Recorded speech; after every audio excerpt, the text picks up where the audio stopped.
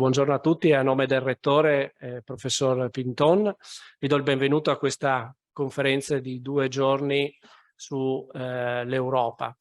E devo innanzitutto ringraziare gli organizzatori scientifici di questo evento, la professoressa Montanari, il professor Milenkovic, la professoressa Ristic e la dottoressa Cozzi, ma anche la direttrice del Dipartimento di Giurisprudenza, la professoressa D'Orlando, e tutti i colleghi del Dipartimento che con il loro continuo impegno sostengono un interessante dibattito sui valori europei, sulle istituzioni e su quelle che sono le sfide in corso che dobbiamo affrontare. Vorrei solo dire 2 parole sull'argomento della conferenza e sul perché penso che tocchi degli aspetti centrali per la nostra università alla luce della sua localizzazione geografica, ma anche della sua vocazione europea o più mitteleuropea. Mi piace spesso ricordare, quando sono degli eventi sull'Europa, una frase che il cancelliere tedesco Konrad Adenauer disse nel 1954, ma che trovo sempre molto attuale. L'unità dell'Europa era il sogno di pochi, è diventata una speranza per molti ed è una necessità per tutti noi oggi. A più di 60 anni di distanza, la profonda crisi politica e sociale che tutti noi percepiamo ci porta a interrogarci sul futuro dell'Europa e in tale dibattito le università e le istituzioni di istruzione superiore come l'Università di Udine svolgono un ruolo chiave non solo perché contribuiscono quotidianamente a rafforzare la capacità di innovazione dell'Unione Europea grazie ai numerosi progetti di ricerca che portiamo avanti, ma anche forse soprattutto perché sviluppiamo le capacità e le competenze dei nostri studenti e li incoraggiamo a diventare dei cittadini attivi, protagonisti della cooperazione e del cambiamento positivo sia per le nostre comunità locali, i nostri territori, ma la stessa Europa. In questo particolare periodo di incertezza a livello internazionale, facilitare e promuovere la cooperazione trasfrontaliera, transnazionale e interregionale è probabilmente la chiave per garantire la pace e la prosperità alle future generazioni e per costruire quei ponti di cui sicuramente abbiamo bisogno alla luce dei conflitti esistenti. Non ci sarà pace in Europa finché gli Stati continueranno a fare affidamento sulle rispettive sovranità nazionali, ha affermato una volta Jean Monnet. Ricordare la nostra storia recente, dibattere sulle difficoltà, anche sottolineando le imperfezioni delle nostre democrazie e ricordare costantemente il sogno dei nostri padri di un'Europa pacifica, ci aiuterà a rendere l'Unione Europea un'entità politica più forte e ad affermare dentro e fuori alle nostre istituzioni, dentro e fuori la nostra università, che siamo tutti cittadini europei, un popolo di un'Europa unita e libera. Per essere italiani nel mondo bisogna essere europei. In Italia, diceva Aldo Moro, e con questo spirito vi auguro un workshop di successo, ringraziandovi ancora per essere tutti qui. Allora ringrazio il delegato all'internazionalizzazione che è arrivato subito nel cuore di quello che quelli che sono i lavori che faremo oggi in questa sede, quindi al centro di nuovo lo è molto ma per ragioni diverse oggi l'Europa, quindi lascio alla direttrice. Grazie. Ringrazio innanzitutto anch'io la collega Laura Montanari e tutti i colleghi che sono stati coinvolti nell'organizzazione di queste 2 giornate che si inseriscono nell'ambito del progetto Jean Monnet with the People of the United Europe, di cui è coordinatrice la collega Laura Montanari. Tra l'altro mi fa molto piacere ricordare che sia lei sia la collega Elisabetta Bergamini hanno usufruito, hanno sfruttato nel corso di questi anni i progetti Jean Monnet e spero che nel corso del tempo si persuadano anche ad accettare la sfida di una cattedra, quindi di un progetto un po' più ambizioso. Ringrazio davvero Giorgio Alberti per un saluto non di circostanza che ci ha voluto portare, un saluto denso di significati che tra l'altro rispecchiano, direi in maniera molto fedele, quello che è l'orientamento che il nostro Dipartimento ha espresso nella elaborazione del recente piano strategico dipartimentale, nell'ambito del quale noi ci siamo prefissi 2 obiettivi fondamentali. Sul fronte della ricerca, l'elaborazione di un progetto ambizioso intitolato Identità europea e sfide globali, che, se vogliamo, è un po' lo slogan di tutti i profili tematici che Giorgio Alberti ci ricordava poc'anzi. E dal punto di vista della didattica, l'auspicio è quello di poter varare un nuovo corso di laurea magistrale in studi europei inteso come classe di laurea, poi magari ragioneremo su un titolo più accattivante, il cui obiettivo è per l'appunto quello di formare delle professionalità qualificate che abbiano ancor prima di elevate competenze tecniche settoriali, una sensibilità culturale che permetta loro di comprendere la strategicità, l'importanza e anche la complessità del processo di integrazione nel quale siamo immersi e nel quale dobbiamo essere protagonisti. Quindi io non voglio sottrarre ulteriore tempo all'inizio dei lavori, che saranno piuttosto intensi. Ringrazio ancora una volta tutti gli organizzatori e ringrazio anche i colleghi e le colleghe che prenderanno parte, che animeranno queste 2 giornate, e do loro il più sentito benvenuto a Udine nella nostra università. Grazie direttrice, e adesso lascio la parola a Elisabetta Bergamin, la nostra collega delegata all'internazionalizzazione del Dipartimento di Scienze Giuridiche. Grazie mille Laura, grazie di avermi invitato a portare un saluto in questo evento e grazie principalmente di aver organizzato questo evento, perché è sempre bello riuscire ad avere qualcosa nel nostro Ateneo dove si parla di Europa. E Europa, che in realtà è un tema, come voi ben sapete, talmente vario e attuale, che comprende talmente tante sfaccettature che è impossibile affrontarlo in maniera omnicomprensiva, però devo dire che con le nostre piccole forze di dipartimento noi stiamo cercando veramente di approfondire, come faceva presente la direttrice, molti temi. Quindi abbiamo vari moduli Jean Monnet che sono attivi in questo momento in dipartimento in un numero, devo dire, considerate le nostre forze, particolarmente elevato. E abbiamo il progetto appunto di cui questo evento rappresenta il convegno, e quindi nell'ambito sempre del progetto Jean Monnet. Abbiamo altre attività progettuali che si stanno sviluppando e che noi speriamo si riesca a portare avanti, che potrebbero vedere anche coinvolte la creazione, come si diceva prima, di nuovi corsi di laurea, di nuovi percorsi formativi che ci consentiranno, e qui vado al mio ruolo di delegata all'internazionalizzazione, speriamo anche di essere attrattivi nei confronti di studenti stranieri che vogliano venire ad affrontare il percorso nel nostro Ateneo, che si rendano conto che il nostro Ateneo può offrire qualcosa di diverso da quello che magari possono essere altre realtà, proprio per questa vocazione mitteleuropea, per questa vocazione aperta verso certi valori fondanti dell'Unione Europea, anche a causa della collocazione territoriale del nostro Ateneo. Quindi sfruttare, secondo me, in maniera vincente quella che è la nostra posizione per essere aperti verso i Balcani, per essere aperti verso la Mitteleuropa, per essere aperti verso quelle realtà a noi vicine. Quindi sono veramente grata alla collega Laura Montanari per aver organizzato questo evento, che vede appunto coinvolte anche una serie di atenei che ci danno la possibilità di rafforzare i nostri rapporti, che possono essere appunto rilevanti sia per i nostri studenti che vogliono poi dopo svolgere delle esperienze altrove, sia per gli studenti stranieri che vogliono approfittare di questa vocazione del nostro Ateneo.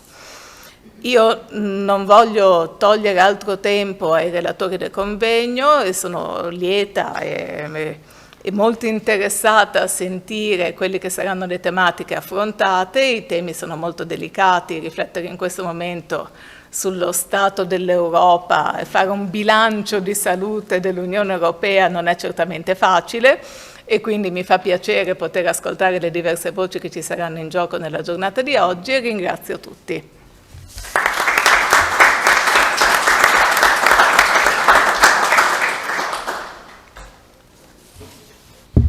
Ringrazio davvero i colleghi che hanno fatto questi saluti introduttivi non formali, ma che guardano alla sostanza di quella che è l'esperienza di oggi, e aggiungo solo, spero di non essere troppo lunga, alcune indicazioni in relazione al contesto in cui il convegno di oggi si svolge, che è il progetto Jean Monnet We the People of United Europe, Reflection on the European State of Mind.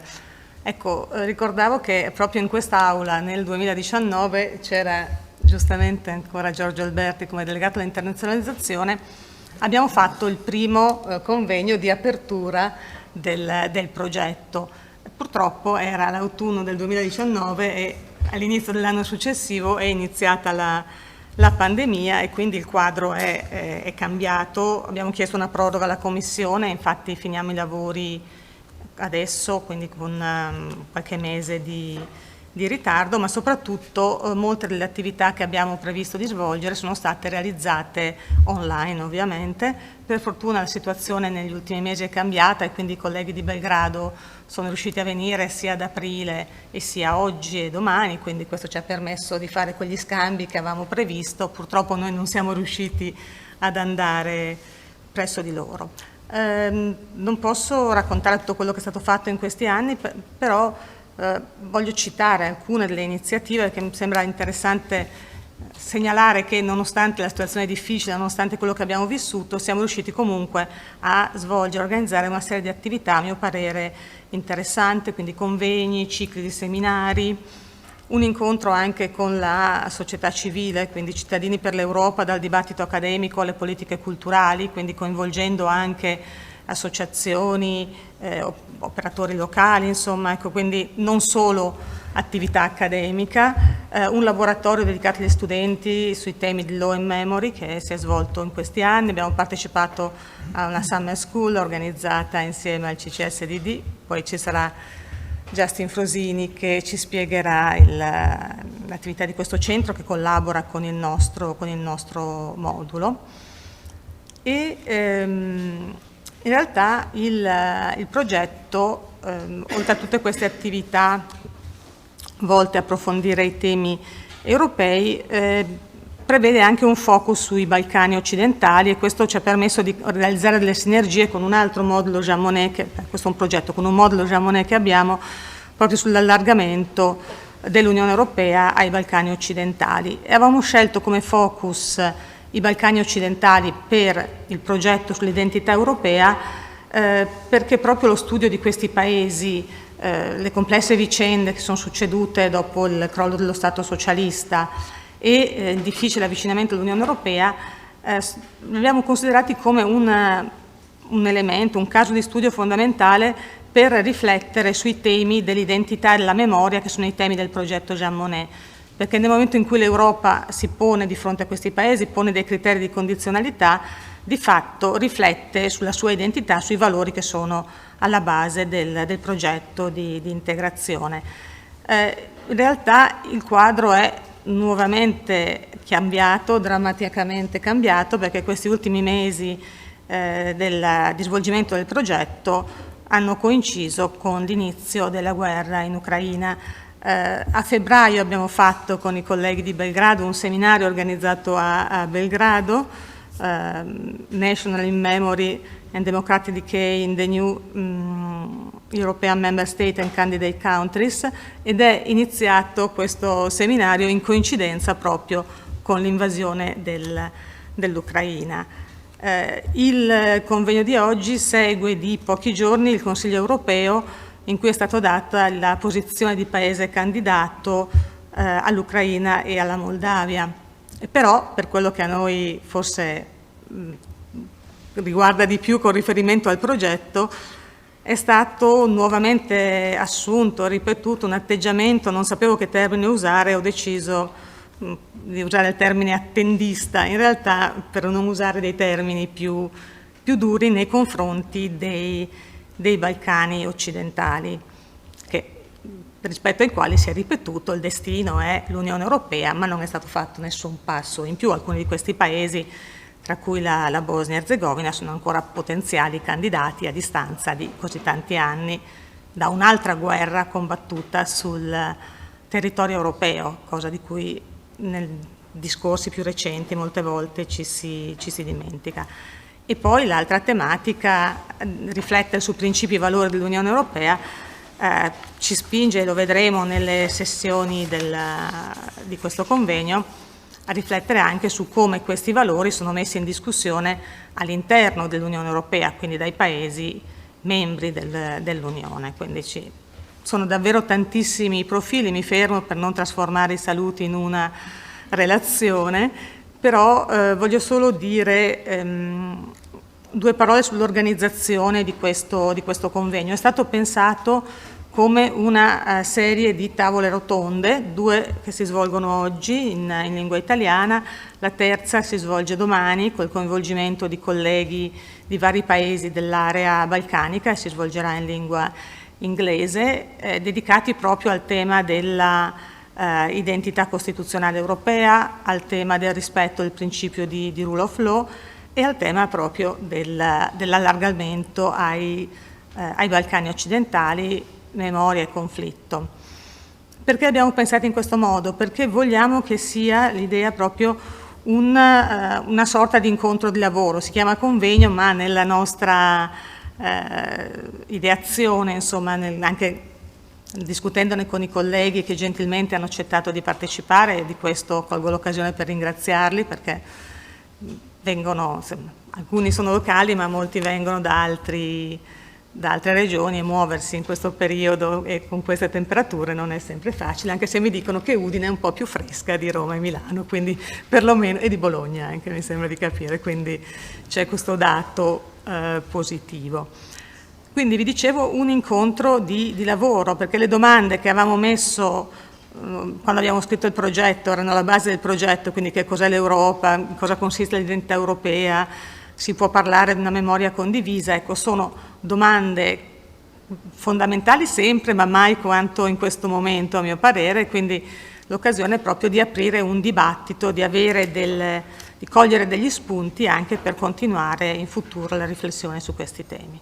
Ecco, io ringrazio ancora i colleghi per i saluti, ringrazio tutti coloro che hanno accettato di partecipare, di farsi coinvolgere in questa iniziativa, e poi chi sta seguendo il convegno qui in presenza e attraverso il collegamento online.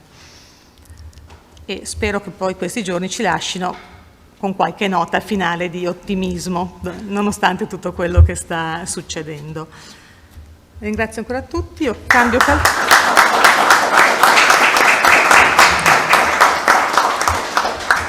in realtà io rimango qui, cambio cappello perché semplicemente presiedo la prima delle sessioni.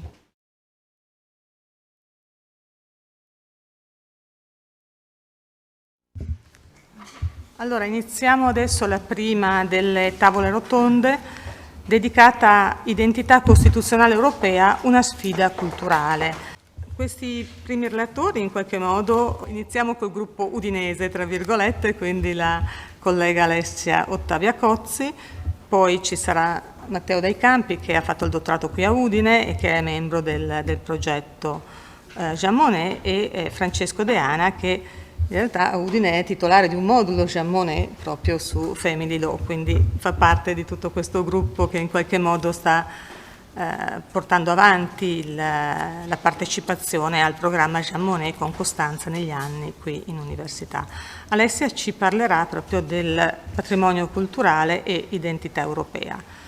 Io ho detto a tutti i relatori che hanno 10 minuti, massimo 15, e quindi li invito a rispettarli in modo che poi ci rimanga il tempo per dibattere.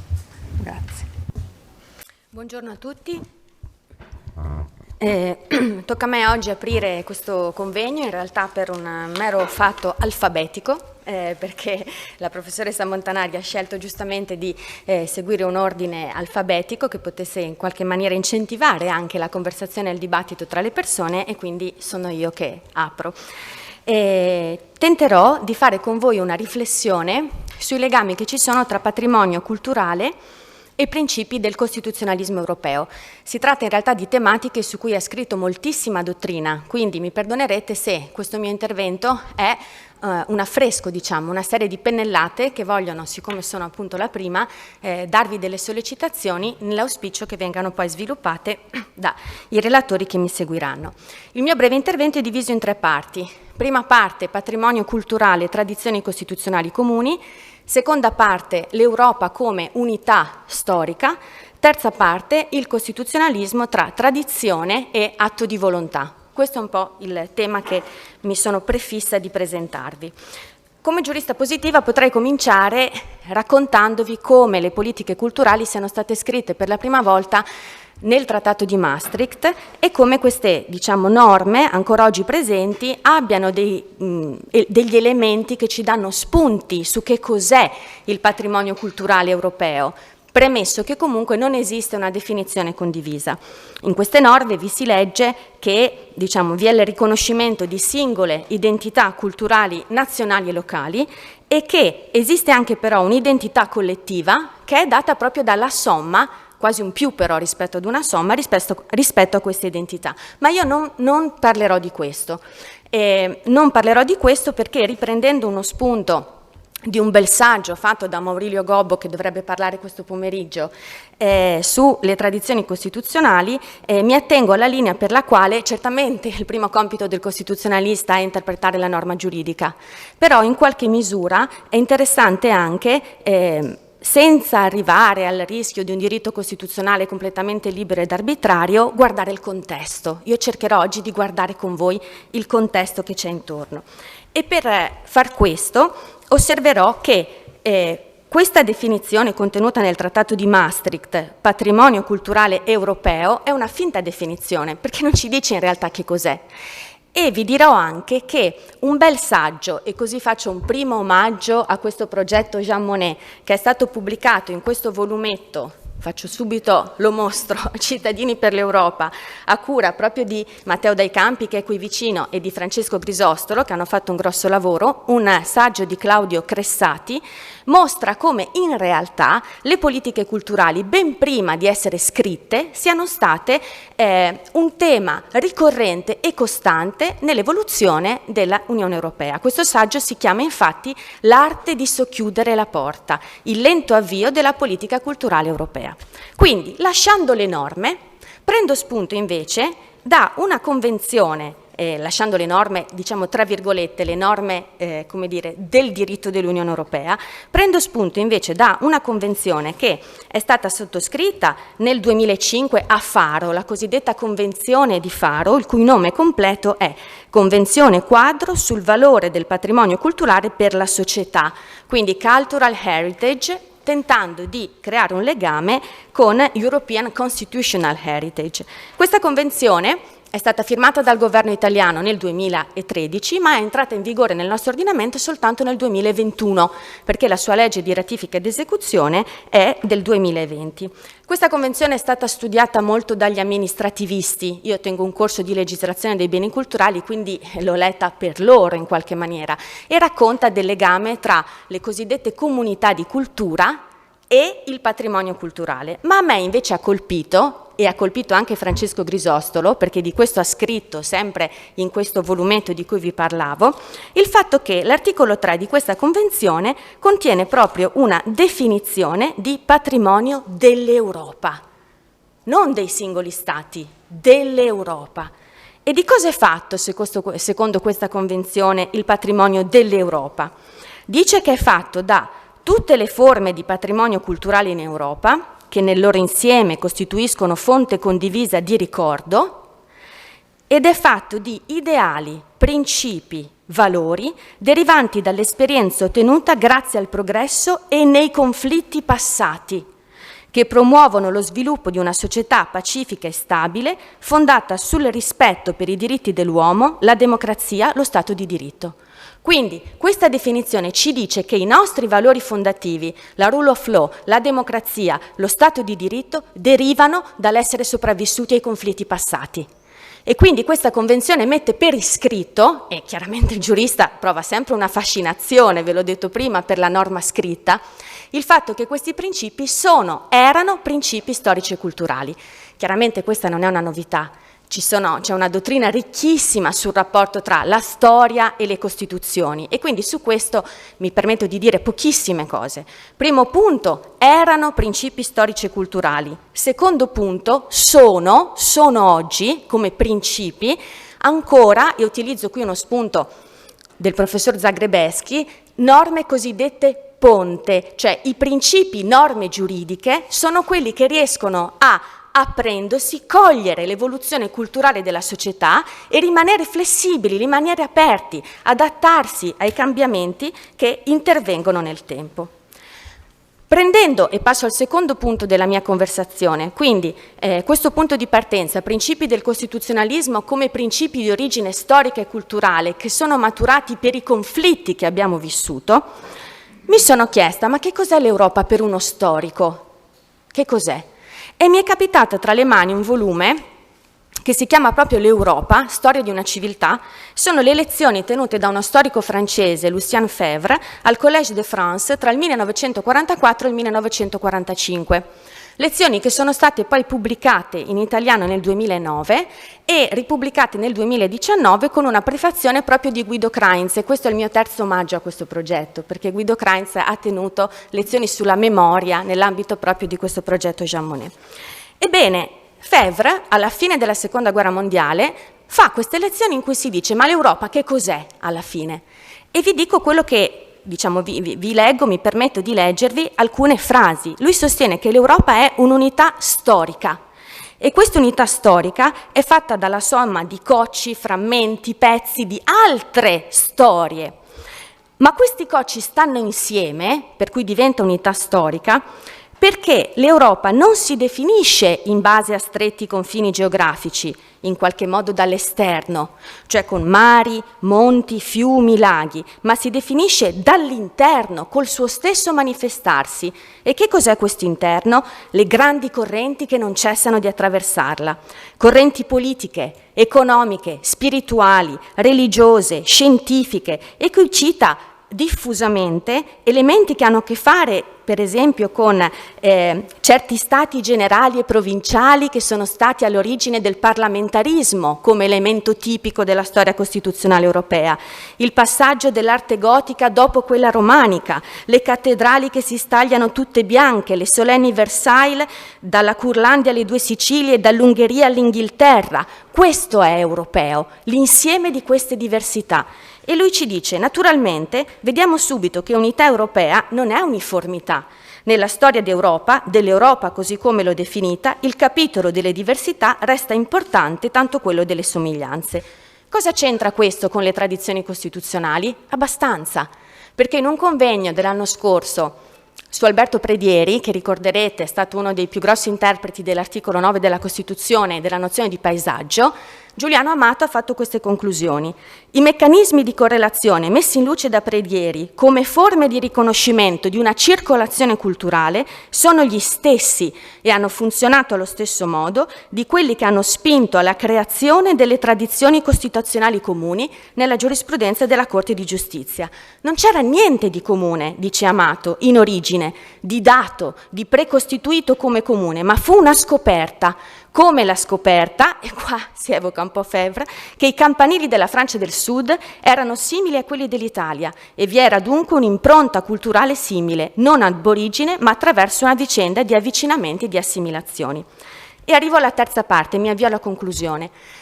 C'è questo fascino, secondo me, nel diritto costituzionale. Da una parte richiama la tradizione, che è quello che ho cercato brevissimamente di illustrarvi, e dall'altra però la coscienza che questa tradizione è stata scandita da atti di volontà. Il costituzionalismo è fatto di atti di volontà, di desideri di un mondo nuovo. Le costituzioni dell'Ottocento, liberali, sono chiaramente state scritte per opporsi ad un ancien régime. È atto di volontà l'articolo 16 della Dichiarazione dei diritti dell'uomo e del cittadino, il fatto che la Costituzione in Francia sia stata cambiata 13 volte con l'idea che ogni generazione aveva diritto ad avere una Costituzione, un po' meno nel costituzionalismo inglese dove invece i passaggi sono stati più, diciamo, lenti. E allora la domanda con cui concludo e che vi propongo è questa. Di fronte a queste tradizioni che ci sono arrivate, democrazia, Stato di diritto, rule of law, quanto c'è ancora bisogno di atti di volontà, quanto c'è dato e quanto dobbiamo invece confermarlo. Anche questo è un tema molto caro al costituzionalismo, tutto il tema del riconoscimento, le costituzioni che stanno in piedi se sono riconosciute sulle gambe di chi le vive. Ma non parlerò anche in conclusione, diciamo, di dottrina costituzionalistica, ma mi rifarò ad un libretto, e questa è veramente la conclusione, di Milan Kundera, che si chiama Un Occidente prigioniero. Questo libretto contiene 2 relazioni. Preciso che lo stesso Guido Kreins, nell'introduzione a questo libro di Febvre del 2019, parlava di queste relazioni di Milan Kundera, che quindi lui conosceva già e che sono ben precedenti alle vicende attuali della guerra in Ucraina, ma che sono estremamente, come dire, sconvolgenti per la capacità di applicarsi ad oggi. Bene, 2 relazioni vi dicevo, una del 1967, durante un congresso degli scrittori cecoslovacchi, in cui lui ricorda come la rinascita della nazione ceca che c'era stata nell'Ottocento era stata, e per questo ve lo cito, un atto deliberato, fondato su una scelta tra pro e contro. La sopravvivenza della nazione ceca attraverso l'utilizzo della lingua era stata una volontà. Guardate bene, in Kundera non una nazione rivolta verso se stessa e il suo ombelico, ma una nazione ceca che aspira, scrive lui, ad essere nazione europea. E poi vi leggo, per concludere, un saggio, l'introduzione a un saggio successivo che è del 1983 e che fa parte di un dibattito sul quanto la Russia potesse ritenersi parte del mondo europeo. La posizione di Kundera, chiaramente nel 1983, è quella di chi è rassegnato all'associazione tra Russia e socialismo reale. E questo infatti da altri autori, spiega Kreins, gli viene contestato. Comunque queste poche righe dicono così. Nel settembre del 1956 il direttore dell'agenzia di stampa ungherese, pochi minuti prima che il suo ufficio venisse distrutto dall'artiglieria, trasmise al mondo intero per telex un disperato messaggio sull'offensiva che quel mattino i russi avevano scatenato contro Budapest. Il dispaccio finisce con queste parole: moriremo per l'Ungheria e per l'Europa. Che cosa intendeva dire? Di certo che i carri russi mettevano in pericolo l'Ungheria, ma in che senso l'Europa era in pericolo? Non perché i carri russi fossero pronti a varcare le frontiere e a dirigersi verso ovest, no, il direttore dell'agenzia intendeva dire che in Ungheria era l'Europa a essere presa di mira ed era per l'Europa che si era pronti a morire. Bene, dice Kundera, qui in Francia e in Germania siamo abituati a pensare che questi fatti del 1956 riguardassero un regime politico, non invece l'Ungheria, non invece l'Europa. E lui dice: Solzhenitsyn, nel denunciare l'oppressione comunista, non fa certo appello all'Europa come un valore fondamentale per il quale valga la pena morire. No, la frase morire per la patria e per l'Europa non potrebbe essere concepita né a Mosca né a Leningrado, ma a Budapest o a Varsavia. Ma che cos'è l'Europa per un ungherese, un ceco o un polacco? Per loro Europa non è un fenomeno geografico, ma è una nozione spirituale, è Occidente. E quindi vi lascio alle relazioni che seguiranno per capire che tipo di relazione c'è oggi tra questo pezzo di Europa e questo Occidente. Grazie.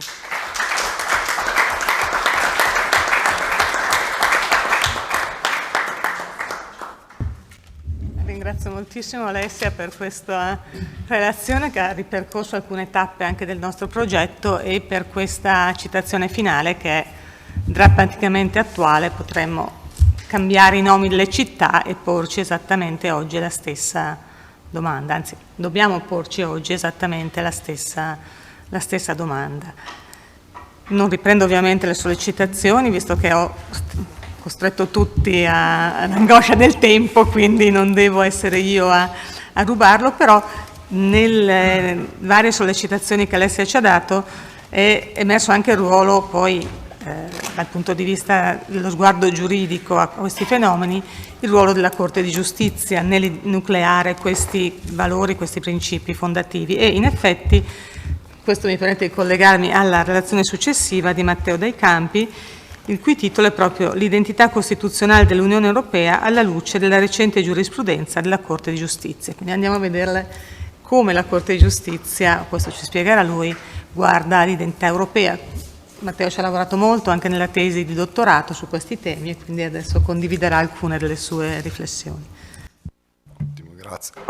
Grazie. No, io sono molto contento che l'intervento prima di me rispetto al titolo di questa sessione si sia occupato della parte della sfida culturale, perché io molto più modestamente cercherei di occuparmi della prima parte del titolo della sessione, cioè l'identità costituzionale dell'Unione Europea. Cioè, vorrei tentare in questo, diciamo, pochi minuti di riflettere su quali siano i contenuti dell'identità costituzionale dell'Unione Europea in termini, diciamo, giuridici, istituzionali, costituzionali proprio, se mi permettete, insomma, la ripetizione. Per fare questo io partirei dal fondo, nel senso che, come moltissimi di noi in questa stanza sanno, nel febbraio di quest'anno la Corte di Giustizia, nell'esprimersi sul ricorso di Ungheria e Polonia contro il regolamento sulla condizionalità finanziaria legata allo Stato di diritto, per la prima volta aderisce in qualche modo alla semantica identitaria, per cui per la prima volta sottolinea il fatto che accanto alle identità nazionali che sono state, insomma, hanno caratterizzato i rapporti interordinamentali nella storia, diciamo, dell'integrazione europea, accanto a queste identità nazionali anche l'Unione è portatrice di una propria identità costituzionale. I valori dell'articolo 2 del Trattato sull'Unione Europea hanno un valore normativo e non solo politico, una propria vincolatività, e questi valori sono stati, qui cito la sentenza, identificati e condivisi dai Stati membri e si definiscono l'identità stessa dell'Unione con l'ordinamento giuridico comune. Pertanto l'Unione deve essere in grado, nei limiti delle sue attribuzioni, di difendere detti valori. Se quindi noi, diciamo, sulla base anche di considerazioni comparatistiche legate appunto a quanto negli ordinamenti nazionali viene ricondotto al concetto di identità costituzionale, se quindi consideriamo l'identità costituzionale come un complesso di principi, valori fondamentali che limitano l'integrazione di un ordinamento e che quindi si associano ad alcune funzioni, quello che vorrei fare è, come dire, ricostruire quali nell'ordinamento dell'Unione, quali siano queste funzioni da riconoscere all'identità costituzionale europea, cioè come l'ordinamento dell'Unione Europea tutela e garantisce i propri principi fondamentali, in qualche modo in analogia con quanto negli stati costituzionali nazionali fanno appunto i principi che compongono l'identità costituzionale, i controlimiti, come, diciamo, nelle diverse modalità in cui sono ricostruiti. Dal mio punto di vista l'identità costituzionale europea sul piano funzionale, diciamo, si compone di tre diversi, diciamo, elementi o comunque suggestioni.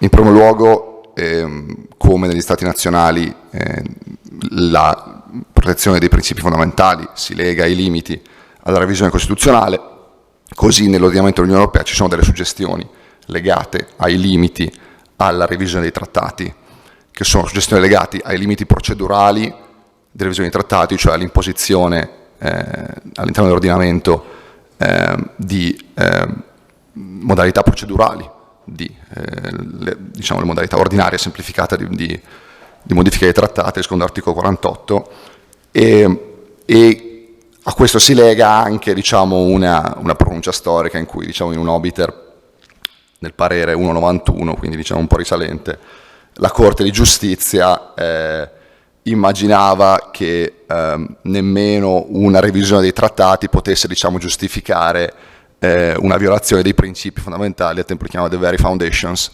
dell'Unione. In quel caso si tratta dell'autonomia della Corte di Giustizia, della, diciamo, unità di interpretazione del diritto dell'Unione. Accanto a queste, diciamo, che sono più che altro appunto delle suggestioni, ci sono poi una dimensione esterna e una dimensione interna di tutela dell'identità costituzionale dell'Unione, di questi principi fondamentali. La dimensione esterna si compone delle dinamiche attraverso cui i principi fondamentali dell'Unione, principi sostanziali e istituzionali, diciamo, rappresentano un limite all'applicazione del diritto internazionale e in qualche modo una causa ostativa alla conclusione dei trattati internazionali. Quindi rispetto al primo elemento si ricorda la saga Cadi, se vogliamo, quindi, diciamo, dal 2008 in poi il fatto che la garanzia di diritti fondamentali, in particolare del diritto di difesa e dell'equo processo che l'Unione garantisce, rappresenta un ostacolo all'applicazione all'interno dell'Unione di, in quel caso si trattava di risoluzione del Consiglio di sicurezza dell'ONU, che non diano adeguata tutela a questo tipo di principi. Quindi gli obblighi imposti da un accordo internazionale non possono avere l'effetto di compromettere i principi costituzionali del trattato, diceva nella prima sentenza Cadi la Corte di Giustizia. Quindi diciamo in analogia a come per i controlimiti, se vogliamo, nazionali, le corti costituzionali impediscono o impedirebbero l'applicazione di atti di diritto derivato che violino i principi fondamentali dell'ordinamento. Per la seconda prospettiva, quindi la causa ostativa, la conclusione dei trattati nazionali, ricorderei la dinamica dell'adesione dell'Unione Europea alla CEDU, per cui anche di fronte a una esplicita clausola del trattato che prevedeva l'adesione dell'Unione alla CEDU, come tutti sappiamo, la Corte di Giustizia si esprime in senso contrario, a garanzia dell'autonomia dell'ordinamento dell'Unione e dei suoi principi di funzionamento, tra cui le attribuzioni della Corte di Giustizia stessa, per cui in questo caso anche in deroga quasi a quanto prevede il trattato stesso, quindi la carta primaria dell'ordinamento dell'Unione, la Corte di Giustizia tutela questi principi istituzionali. Per quanto riguarda invece la dimensione interna delle garanzie, anche qui sarò molto sintetico, soltanto per dare un'impressione, la dimensione interna, intenderei la protezione dell'identità costituzionale dell'Unione come portata estensiva o derogatoria del principio di attribuzione, ovvero in opposizione a normative statali, per questo dimensione interna. E da questo punto di vista qua, sul piano giurisdizionale,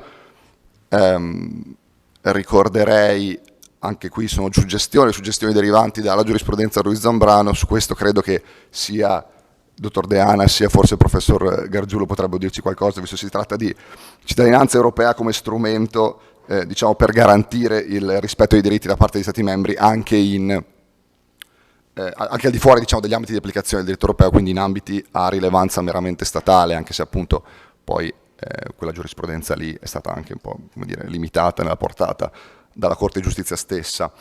Ma soprattutto ricorderei in questo caso l'interpretazione estensiva dell'articolo 19 del Trattato di funzionamento dell'Unione Europea che, nell'elaborazione della Corte di Giustizia ha portato ad imporre agli Stati membri un obbligo di assicurare che le proprie corti rispettino gli standard europei di protezione giurisdizionale effettiva, quindi una concretizzazione dello Stato di diritto, quindi di uno dei valori fondanti dell'articolo 2 dell'Unione Europea, e tra cui appunto l'indipendenza della magistratura, in quel caso appunto in base a questa interpretazione ricordiamo le condanne alla Polonia, ma il tema è che appunto gli organi che sono giurisdizione ai sensi del diritto europeo sono chiamati dall'applicazione delle norme di diritto europeo, e quindi anche se l'organizzazione della magistratura ha una rilevanza nazionale, allo Stato si impongono degli obblighi a livello dell'Unione Europea, quindi deve applicare l'interpretazione unionale, se vogliamo, della protezione giurisdizionale effettiva. In ultima istanza, quindi accanto alla via giurisdizionale, c'è invece poi una via politica e finanziaria, quindi degli strumenti che non sono giurisdizionali di tutela dei diritti fondamentali, dei principi fondamentali, scusate, dell'Unione, quindi della sua identità costituzionale, e in questo senso assumono rilevanza da una parte ovviamente i meccanismi precipuamente chiamati a questo, cioè l'articolo 7 del Trattato sull'Unione Europea, che anche se come tutti sappiamo è fondamentalmente inutilizzato e inutilizzabile sul piano politico.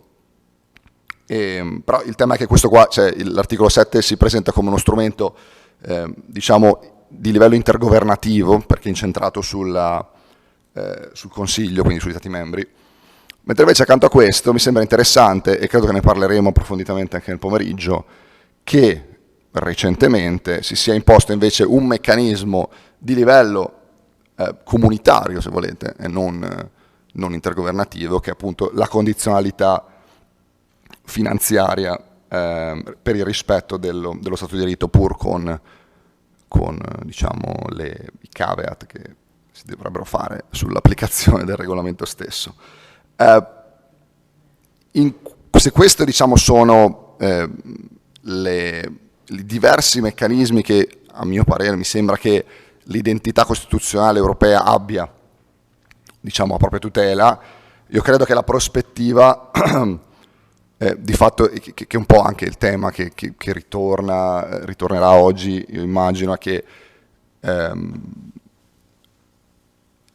quello che si deve identificare in uno spazio costituzionale in cui le identità nazionali e l'identità dell'Unione Europea si confrontano, di fatto su un piano paritario, ciò che bisogna ritrovare sono dei meccanismi, quali meccanismi di coordinamento si possano, diciamo, applicare e se veramente, perché la mia prospettiva è che come dire, lo sfondo resti sempre quello di una sorta di, cioè che questi confronti tra identità avvengano in un ambito di omogeneità, diciamo, assiologica, che è un po' quello che richiamava anche l'intervento precedente sulle tradizioni costituzionali comuni.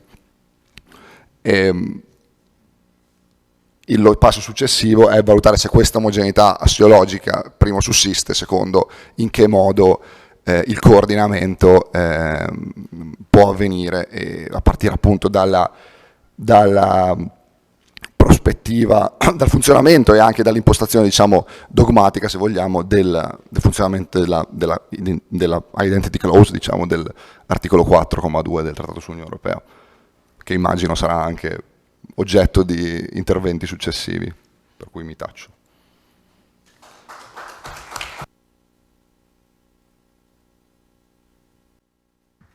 Ecco, ringrazio Matteo Dai Campi, è interessante perché penso saranno un po' le due linee su cui si muoverà la giornata di oggi, cioè da una parte la riflessione, come diceva lui, sul piano proprio assiologico, storico, la riflessione sull'identità, e dall'altra parte gli strumenti giuridici e l'interpretazione. Ha fatto diversi esempi con una lettura anche positiva, ottimistica. Ci si può domandare se poi certe scelte anche della Corte di Giustizia, per esempio sull'adesione alla Convenzione Europea, poi salvaguardino dei valori o salvaguardino il ruolo istituzionale dell'organo, però c'è poi il tempo nel dibattito. A questo punto c'è il terzo intervento di Francesco De Ana, che in qualche modo conclude questa prospettiva, perché guarda l'identità, il titolo è Identità, appartenenza e adesione, riflessioni sull'allargamento dell'Unione.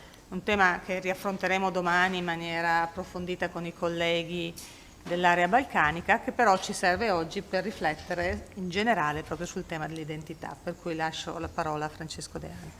Grazie professoressa della parola, grazie anche a lei, ovviamente a tutti gli altri organizzatori dell'evento per avermi invitato a partecipare. Perché una riflessione sull'allargamento in una tavola rotonda che si occupa di identità europea, di identità costituzionale europea e di uno stato mentale, di una mentalità europea, come il titolo del vostro progetto indica. Perché quando si riflette di questi concetti, identità costituzionale, Stato europeo, identità europea, si parla della natura più intima di una comunità politica e di diritto quale è l'Unione.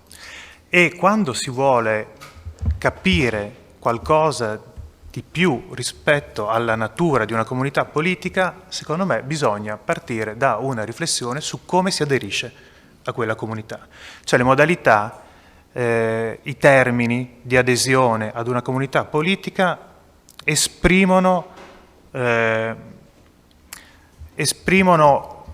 le dimensioni più intime che contraddistinguono quella esperienza di comunità e, nel caso dell'Unione Europea, quell'esperienza di integrazione tra vari Stati all'interno di una comunità politica.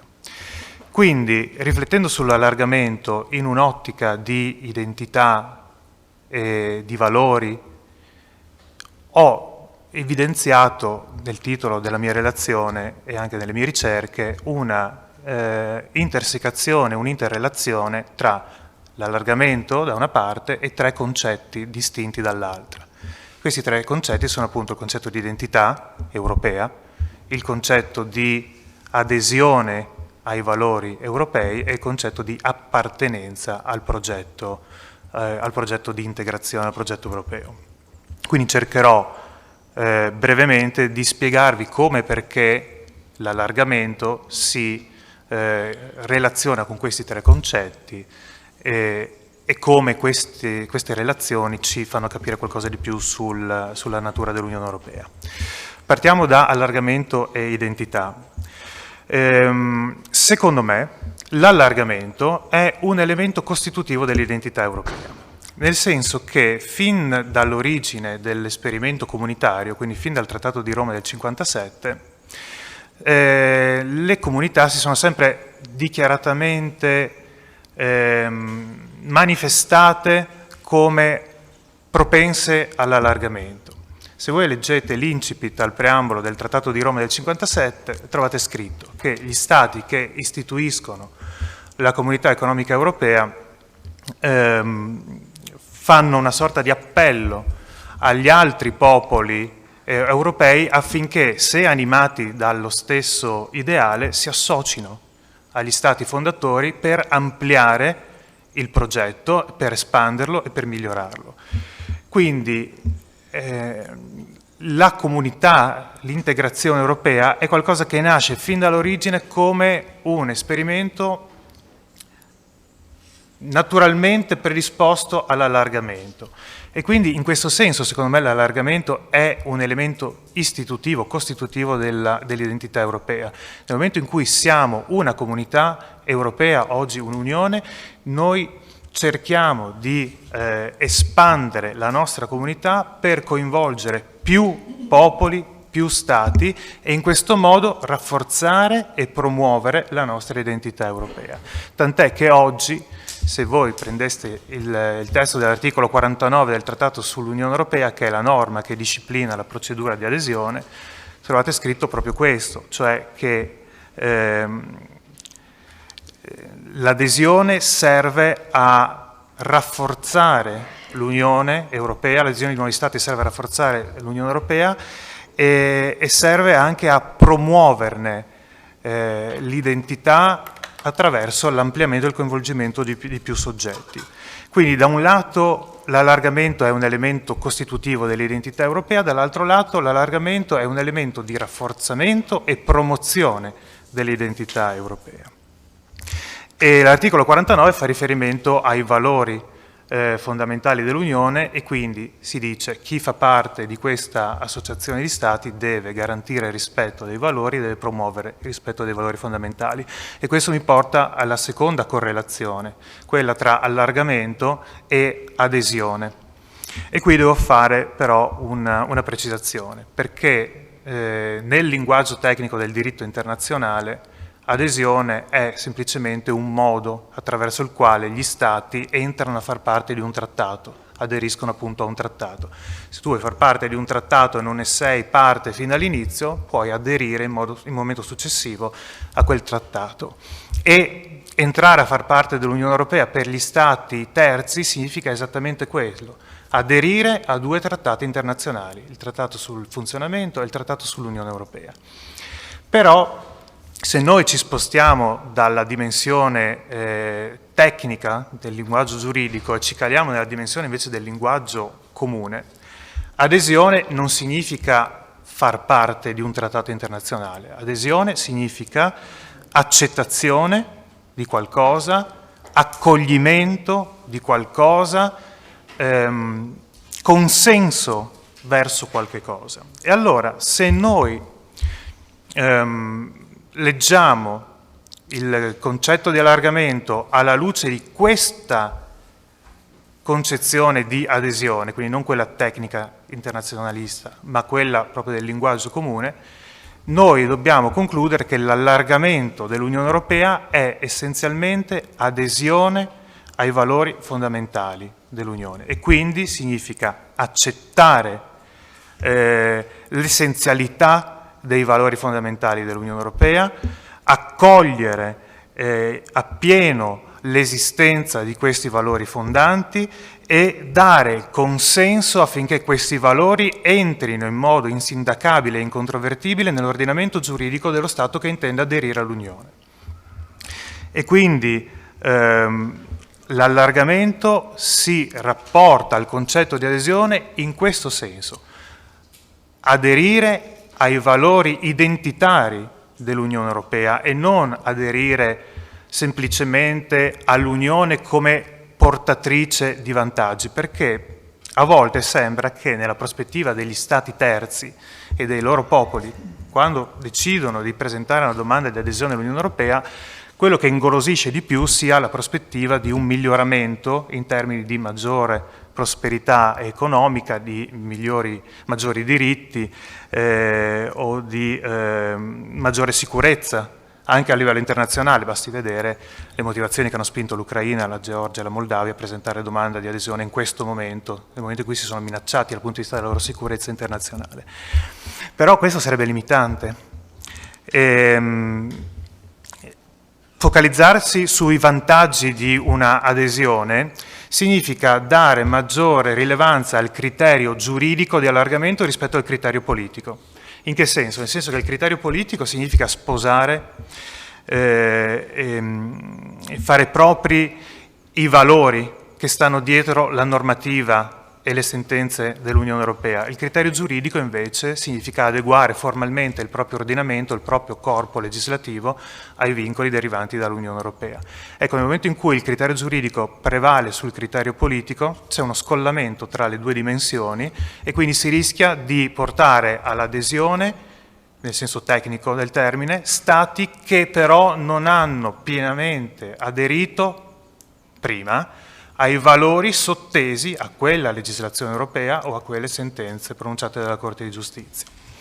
Quindi bisogna stare attenti a assicurarsi nel momento in cui si concede l'adesione a uno Stato terzo che l'adesione sia non intesa in senso tecnico ma sia intesa in senso politico e quindi in senso ampio, come condivisione piena dei valori fondamentali dell'Unione. Terzo aspetto, terza correlazione, allargamento e appartenenza, senso di appartenenza. In che modo i due concetti si interagiscono tra di loro? Noi siamo abituati a pensare all'allargamento come uno sforzo compiuto dagli Stati terzi per soddisfare i 3 criteri di adesione e quindi poi dimostrarsi degni di entrare a far parte della famiglia europea. Però questa secondo me è una visione un po', anzi non un po', molto limitata, nel senso che l'allargamento è un processo che coinvolge 2 poli, lo Stato terzo che vuole entrare nell'Unione e chi dentro l'Unione c'è già, quindi gli Stati membri e le istituzioni dell'Unione.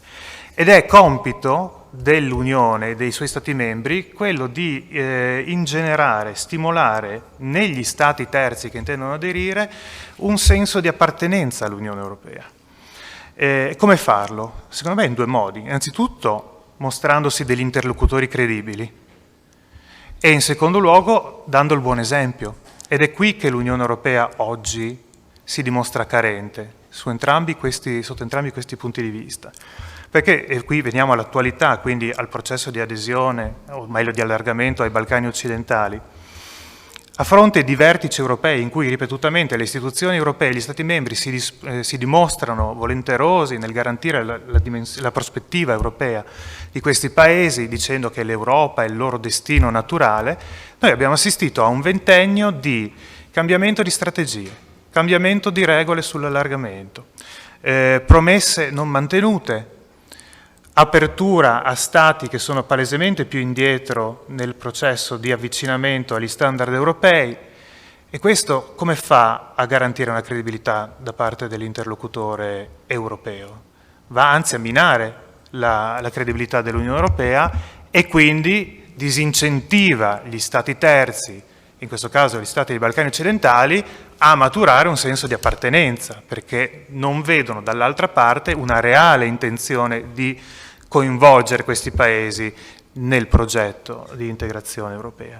E poi l'Unione Europea sta dando il buon esempio dal punto di vista della tutela della propria identità, dei propri valori? Assolutamente no. Si sta dimostrando incapace di combattere con strumenti efficaci la propria crisi identitaria interna, si dimostra incapace di porre rimedio in modo repentino ed efficace alle violazioni ripetute e costanti dei propri valori fondamentali da parte di chi è già membro.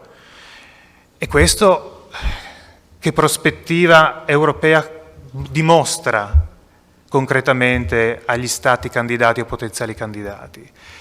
Quanto è capace questa Unione Europea di invogliare, di dare una prospettiva concreta di adesione a questi paesi, e quanto può dimostrarsi l'Unione Europea capace di assorbire questi paesi senza poi rischiare una deriva populista, sovranista, euroscettica immediatamente, in un momento immediatamente successivo all'adesione di questi nuovi paesi all'Unione Europea.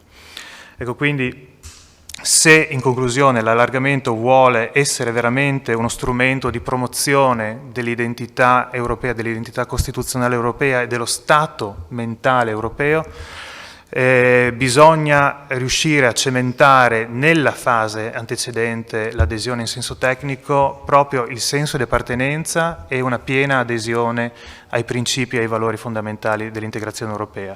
Se adesione e appartenenza sono carenti, l'aggiunta di nuovi Stati membri a questa Unione Europea non può che rendere più difficile la creazione di una coesione sociale e politica, e non può che rendere più difficile la creazione di una identificazione culturale europea che tanto invece serve, è imprescindibile in un momento proprio di profonda crisi, di profondo ripensamento delle strutture europee come quello che caratterizza gli anni che stiamo vivendo.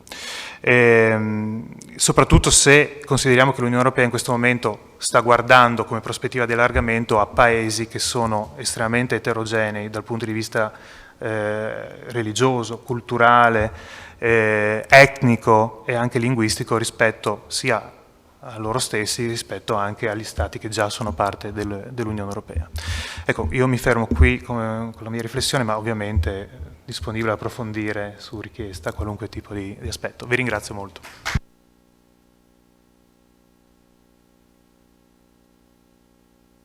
Ringrazio molto Francesco De Anna che ci ha aiutato a guardare l'allargamento anche dalla prospettiva dei benefici che ne può trarre forse l'Unione Europea, ma benefici che richiedono un impegno probabilmente che oggi l'Unione Europea non sta dimostrando.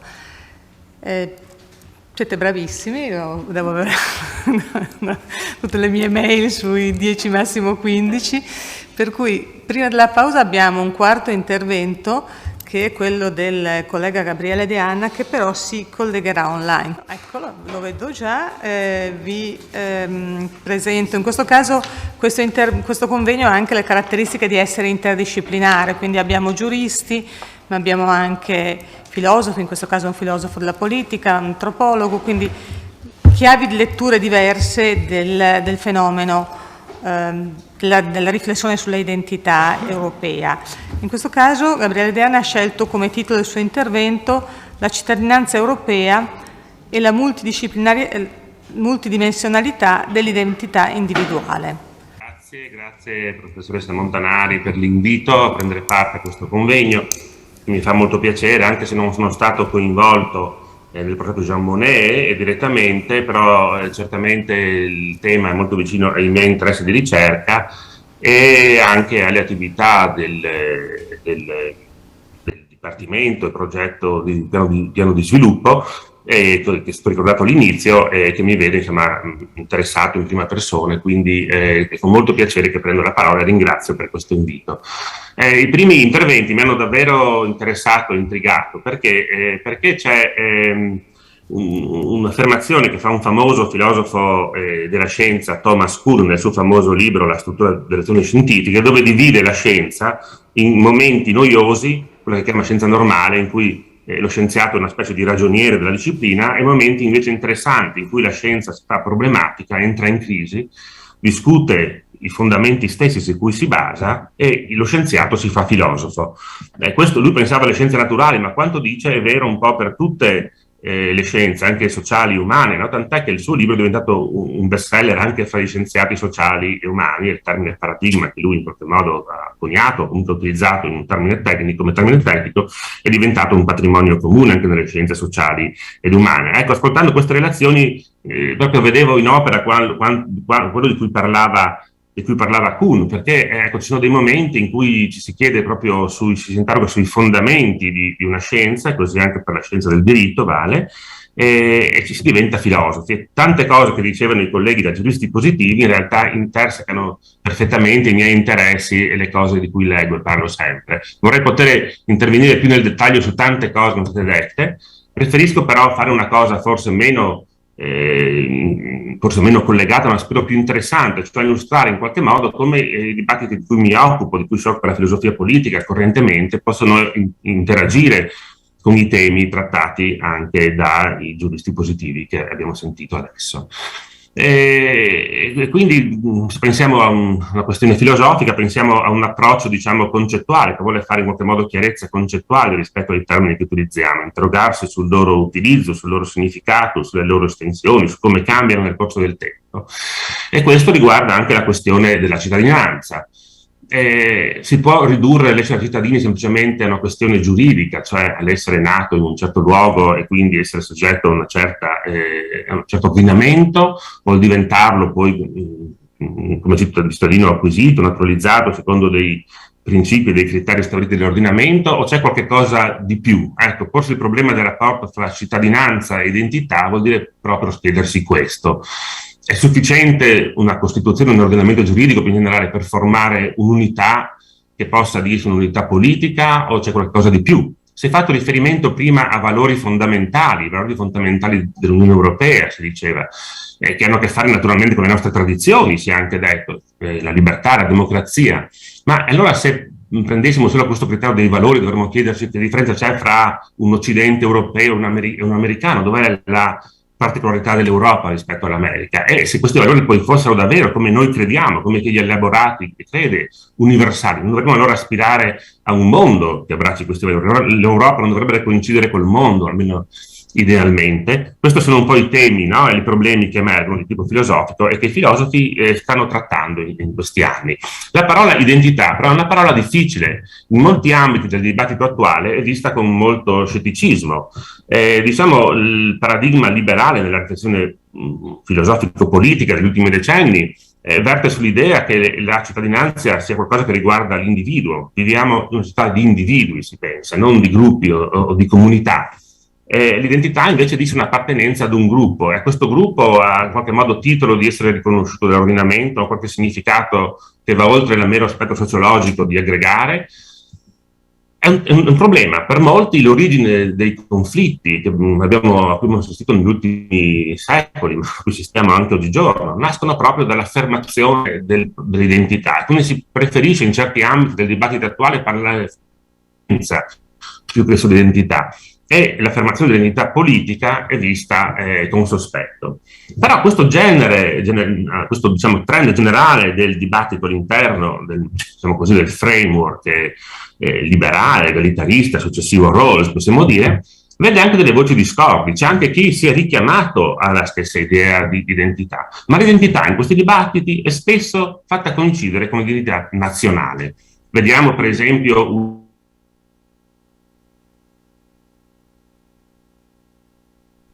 che riflette soprattutto sul caso della multiculturalità in Canada, influenzato da Rawls, in qualche modo seguace, allievo di Rawls, riconosce che però per proteggere davvero l'individuo con le sue prerogative e individualità, con le sue pretese, è necessario dargli un ambiente nel quale lui possa esercitare la sua volontà. La mia volontà non nasce dal nulla, i desideri che mi formo nascono dall'ambiente culturale in cui vivo, quindi in qualche modo difendere la cultura in cui sono nato e cresciuto è necessario per permettermi di poter esprimere la mia soggettività e quindi fare le scelte libere che desidero fare. Quindi ecco, Nietzsche si pone in un'ottica liberale ma di rispetto e di difesa delle identità intese sempre come identità nazionali. Una linea analoga si trova per esempio in David Miller, che invece è un pensatore inglese, professore a Oxford, ma la troviamo per esempio in Yael Tamil, che è una pensatrice israeliana, anche se attiva in America, o per esempio anche in Shaila Benhabib, che è di origine turca, insegna in America, e lei afferma la necessità di andare verso un cosmopolitismo, che voglia dire riconoscimento universale di certi valori fondamentali, di certi diritti fondamentali, ma che anche si coniughi con l'esistenza di diversi orizzonti politici in cui come dire, questi diversi valori possono essere declinati in modi diversi secondo diverse culture. Ora, interessante di questo dibattito è che mantiene diciamo così, una forte legame fra il concetto di identità e quello di nazionalismo, ma questo legame viene discusso da altri. Se prendiamo per esempio un libro secondo me interessante, anche se con certi limiti, di tipo filosofico, teoretico, ma è interessante per il panorama che ci presenta dei dibattiti, che è European Identity and Citizenship di Sonia Ivic, un libro del 2016, quindi anche abbastanza recente. Ecco, vediamo che qui si proclama invece un'idea diversa di identità. Si dice la necessità di abbandonare un'identità come caratterizzata dall'universalismo, cioè l'identità come un'uguaglianza assoluta dei membri che sono posti in uguaglianza, e si richiama la necessità di declinare l'identità in un modo, diciamo, che lei chiama postmoderno, che avrebbe a che fare con il pensiero della differenza e con l'affermazione di una continua diversità. Quindi l'identità sarebbe mai completamente definibile, non passibile di essere fissata in termini e criteri definitivi e perentori che valgono per tutti. Questa linea, secondo la Ivic, si riconosce anche all'interno della riflessione istituzionale in Europa. Perché? Perché anche se la Commissione europea nelle sue formulazioni è stata spesso ambigua, troviamo delle formulazioni anche esplicite nella direzione di un'identità postmoderna e quindi non omogenea ma aperta a una totale differenza, continuo divenire differenza. Lei si richiama per esempio a una nota dichiarazione dell'Assemblea delle Regioni Europee che fu fatta proprio a Udine quando era presente Barroso, ma per iniziativa di Illy, e è ancora nota come Udine Declaration. Nella dichiarazione di Udine si afferma la necessità delle regioni, micro e macro regioni europee, per definire l'identità europea, che non è definibile in modo univoco, ma sarebbe costituita da questa pluralità di identità che riescono a convivere perché storicamente si sono formate in questa caratterizzazione, in questo caleidoscopio che riesce ad avere un'unità nella totale diversità. Quindi la sua identità sarebbe l'assenza di identità diverso, inserirlo in un caleidoscopio unico. Questo ci richiama chiaramente alle interessantissime osservazioni fatte dalla professoressa Cozzi in apertura, ma su questo non mi trattengo per poter andare oltre. Penso che comunque i ponti siano evidenti a tutti. Ora, se pensiamo all'identità politica anche in questo modo postmoderno, vorrei fare alcuni spunti di riflessione che mostrino la complessità di questo tema e le direzioni che la ricerca sta seguendo in qualche modo per affrontare queste difficoltà. Un primo problema dell'identità politica è questo. Quando si parla di identità, si parla dell'identità della comunità politica, del gruppo politico, dello Stato, diciamo, o degli individui singoli che ne sono parte. Sono due temi in realtà diversi, anche se vanno in qualche modo collegati, vanno tenuti presenti. Cioè l'identità di uno Stato che ne fa lo Stato che è, lo differenzia dagli altri. L'identità filosoficamente è la proprietà fondamentale che ogni cosa ha di essere se stessa e diversa dalle altre cose. Ora, cosa rende uno Stato lo Stato che è diverso dagli altri Stati? Abbiamo visto il riferimento semplicemente ai valori, non sembra essere sufficiente. Cosa c'è di più che lo fa essere lui? Un altro problema è però l'identità dell'individuo. Cosa fa di un individuo l'individuo che è, e cosa fa sì che un individuo sia cittadino di un certo Stato, cioè che proprietà fanno sì che lui appartenga a proprio Stato e sia soggetto a quello Stato. Possiamo dire la condivisione di certi valori, ma non è necessario. Nessuno di noi giura fedeltà alla Costituzione solo perché è nato. In certi casi deve farlo quando cambia nazionalità o cittadinanza, ma non quando è nato. Probabilmente molti cittadini italiani, anche oltre a tanti stati non europei, magari non condividono questi valori fondamentali della Costituzione. Eppure anche chi non condivide è soggetto all'ordinamento. Quindi cosa fa sì che qualcuno sia un individuo? Ecco, questo è un individuo, e come individuo abbia una certa identità politica, che appartenga a una certa comunità, a un certo Stato piuttosto che a un altro. Un secondo problema che riguarda l'identità politica, ha a che fare proprio con un fondamentale problema filosofico, ed è quello della definibilità, o meglio della non definibilità dell'individuo. Se vogliamo dire l'individuo, cerchiamo di catturarlo con una definizione, diremo sempre dell'individuo cose che si possono applicare anche ad altri individui. E quindi se diciamo, non so, che hai capelli neri piuttosto che biondi, o che a una certa altezza piuttosto che un'altra, che parla una lingua piuttosto che un'altra, quanto noi diciamo può essere applicato anche a qualcun altro.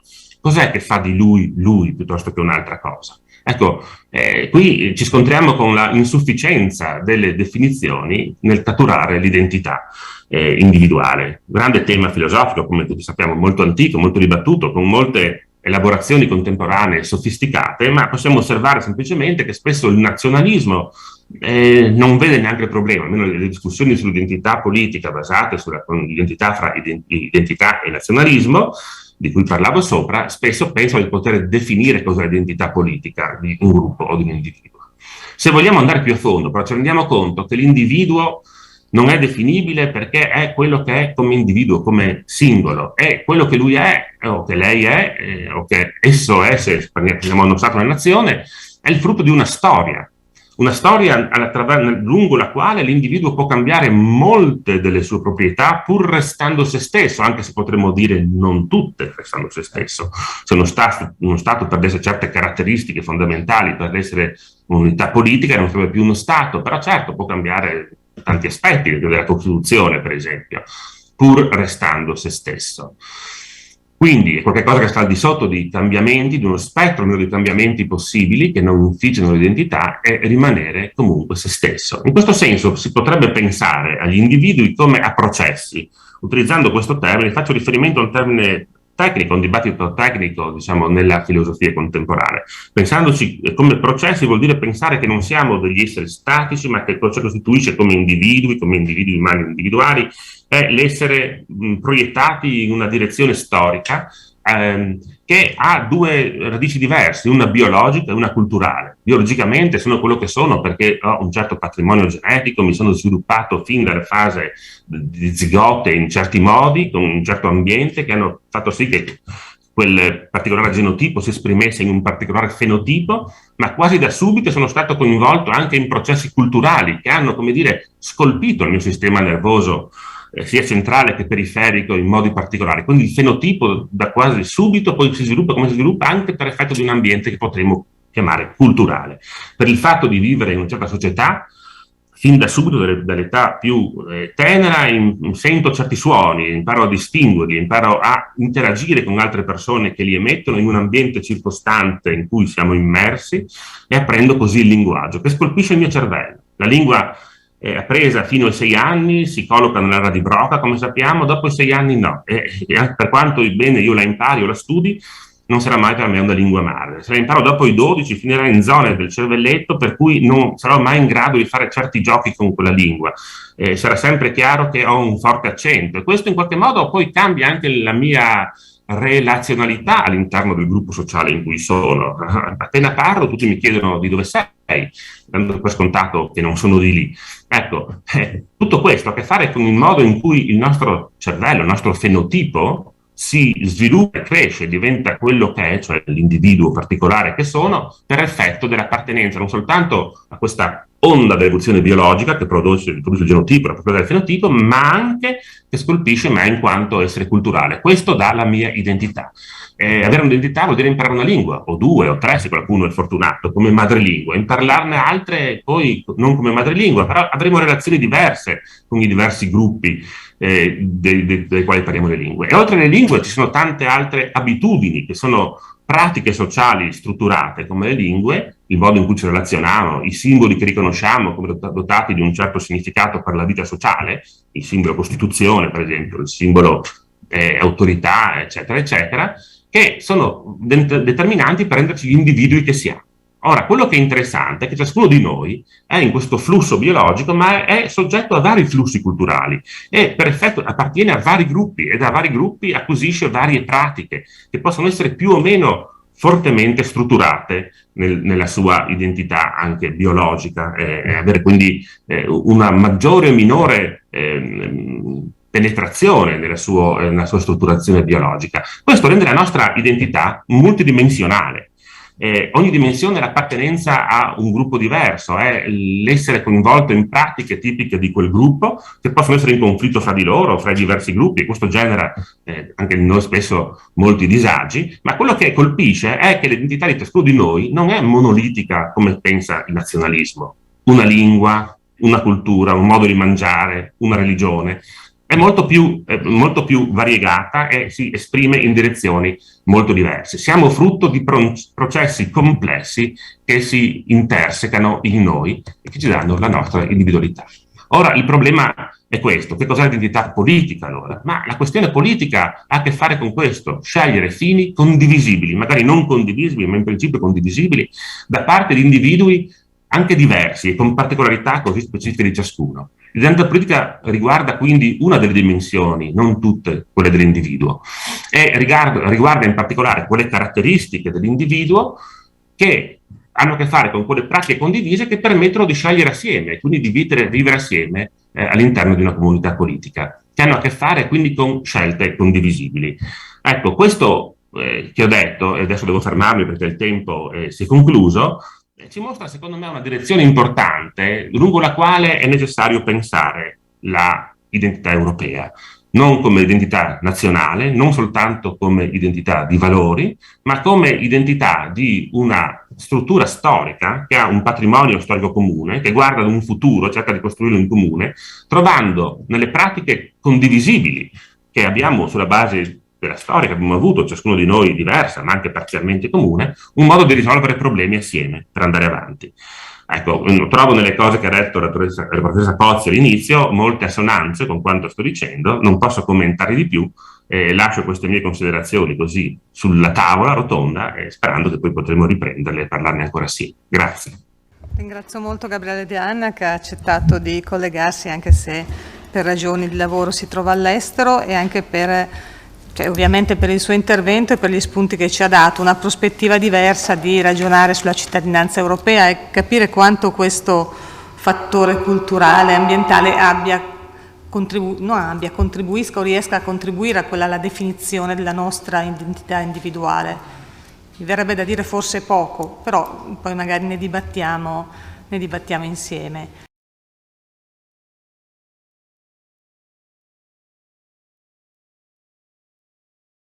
Allora riprendiamo la seconda parte della tavola rotonda di questa mattina e continuiamo con la prospettiva della interdisciplinarità, quindi un costituzionalista e un internazionalista, e Pietro Faraguna ci parlerà di identità costituzionali incostituzionali. Sono curiosa di vedere. Grazie mille. Io so che in 10 minuti non bisognerebbe ringraziare, ma lo faccio lo stesso, ringraziando innanzitutto la professoressa Montanari per l'invito, nonché anche per, nell'ambito dei progetti Jean Monnet, per la, generoso aiuto che mi ha dato qualche tempo addietro, e ne approfitto per ringraziare anche Stefania Ninatti che mi ha dato lo stesso aiuto che è qui, nonché la professoressa D'Orlando che è la nostra ospite istituzionale, e sempre Leopoldo Cohen, che non so se è sempre qui, però per grande riconoscenza e affetto rispetto al passato, nonché la collega e amica Alessia Cozzi. Il panel è intitolato Identità, parentesi, costituzionali, identità, parentesi, costituzionale europea, e su questo io rifletto e cercherò di concentrarmi su alcuni nuovi trend che emergono nella giurisprudenza, in particolare della Corte di Giustizia dell'Unione Europea, ma anche nelle giurisprudenze delle Corti Costituzionali nazionali, in reazione al cosiddetto abuso della nozione di identità costituzionale all'interno di alcuni Stati membri, per mano sia di attori politici che di attori giurisdizionali. Ma faccio un passo indietro. L'identità costituzionale europea sembra appunto un tema molto di moda, molto in voga, molto discusso, e sembra un tema specificamente europeo. Ma in realtà l'identità costituzionale non è un tema particolarmente nuovo, nel senso che se prendiamo quella poderosa e straordinaria opera che è la dottrina della Costituzione di Carl Schmitt,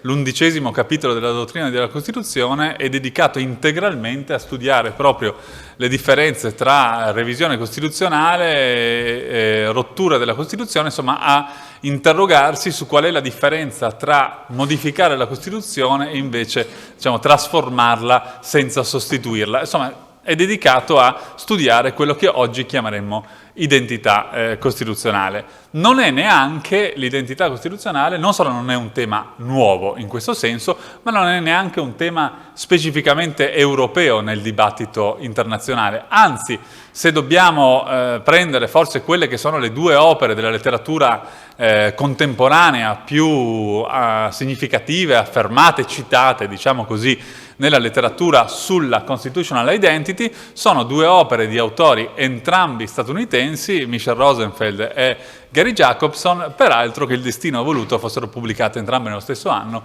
nel 2010, il che forse dà un segnale di attenzione della letteratura su questo tema. Dunque, identità costituzionale non è né un tema nuovo né un tema specificamente europeo, però non è errato dire e affermare che l'identità costituzionale in Europa ha conosciuto un percorso del tutto peculiare, un Sonderweg, dovremmo dire utilizzando una terminologia weileriana che riprende dalla, diciamo, letteratura storica tedesca.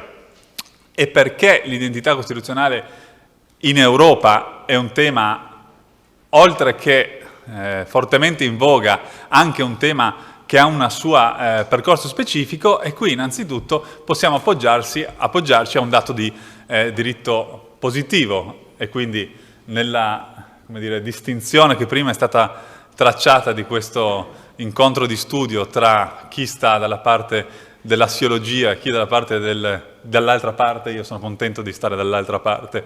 Il dato di diritto positivo è il fatto che l'Unione Europea diciamo, il diritto europeo reca una espressa clausola sul rispetto delle identità nazionali / costituzionali. Questa clausola, oggi disposta dall'articolo 4, paragrafo 2 del Trattato sull'Unione Europea, ha dei suoi antecedenti storici e delle antecedenti formulazioni a partire dall'approvazione del Trattato di Maastricht. Quindi il primo dato è perché in Europa, perché adesso, perché qui, è che soltanto l'ordinamento costituzionale europeo, uso la stessa parentesi del titolo, reca una clausola di identità costituzionale. E perché l'Unione Europea ha una clausola sul rispetto dell'identità nazionale?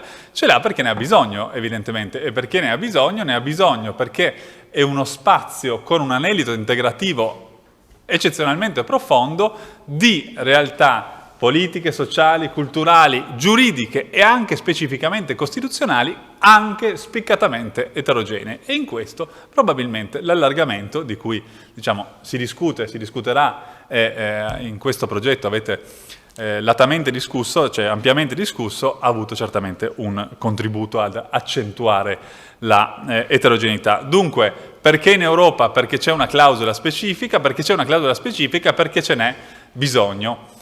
Ma non solo ce n'è bisogno, ma anche perché conviene, o forse conveniva, e di questo su questo un po' mi soffermo. Perché conviene o conveniva? Conveniva rispetto a che cosa? Conveniva utilizzare il linguaggio e il vocabolario costituzionale dell'identità costituzionale rispetto al vocabolario, come dire, teoricamente posto sugli stessi terreni della sovranità.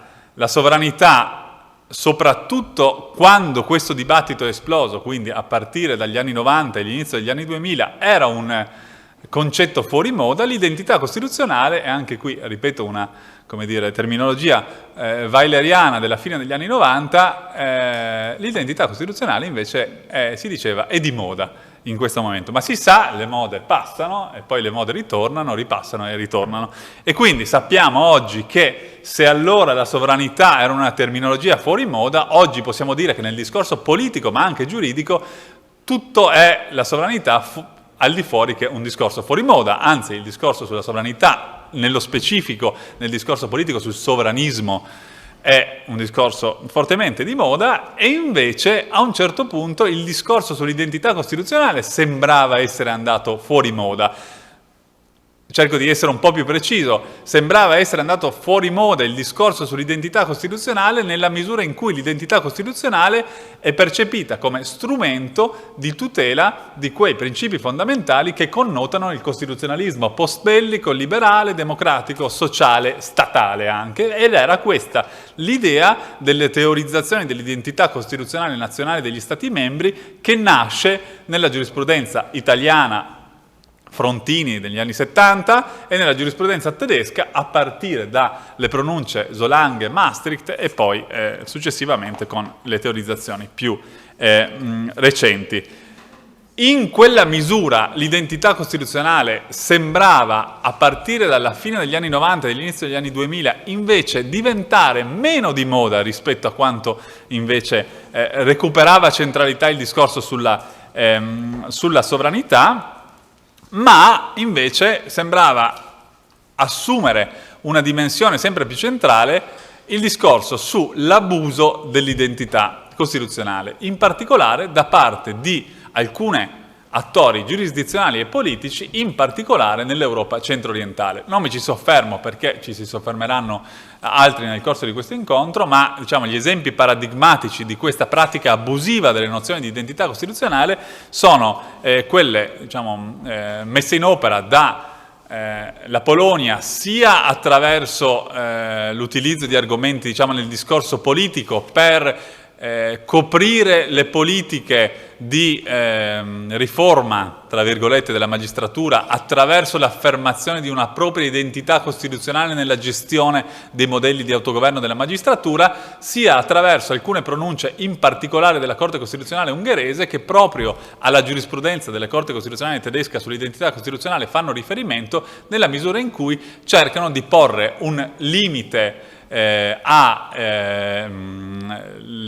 politiche solidaristiche di redistribuzione dei flussi migratori che timidamente la Commissione europea cercava di porre in essere. Dunque le trasformazioni sul discorso, le trasformazioni nel discorso sull'identità costituzionale in Europa sono state repentine e in un lasso di tempo abbastanza circoscritto, ma queste trasformazioni non sembrano peraltro essere finite e anzi sembra che in tempi recentissimi, negli ultimi mesi, forse negli ultimi 1 o 2 anni, siamo di fronte a una nuova trasformazione di questa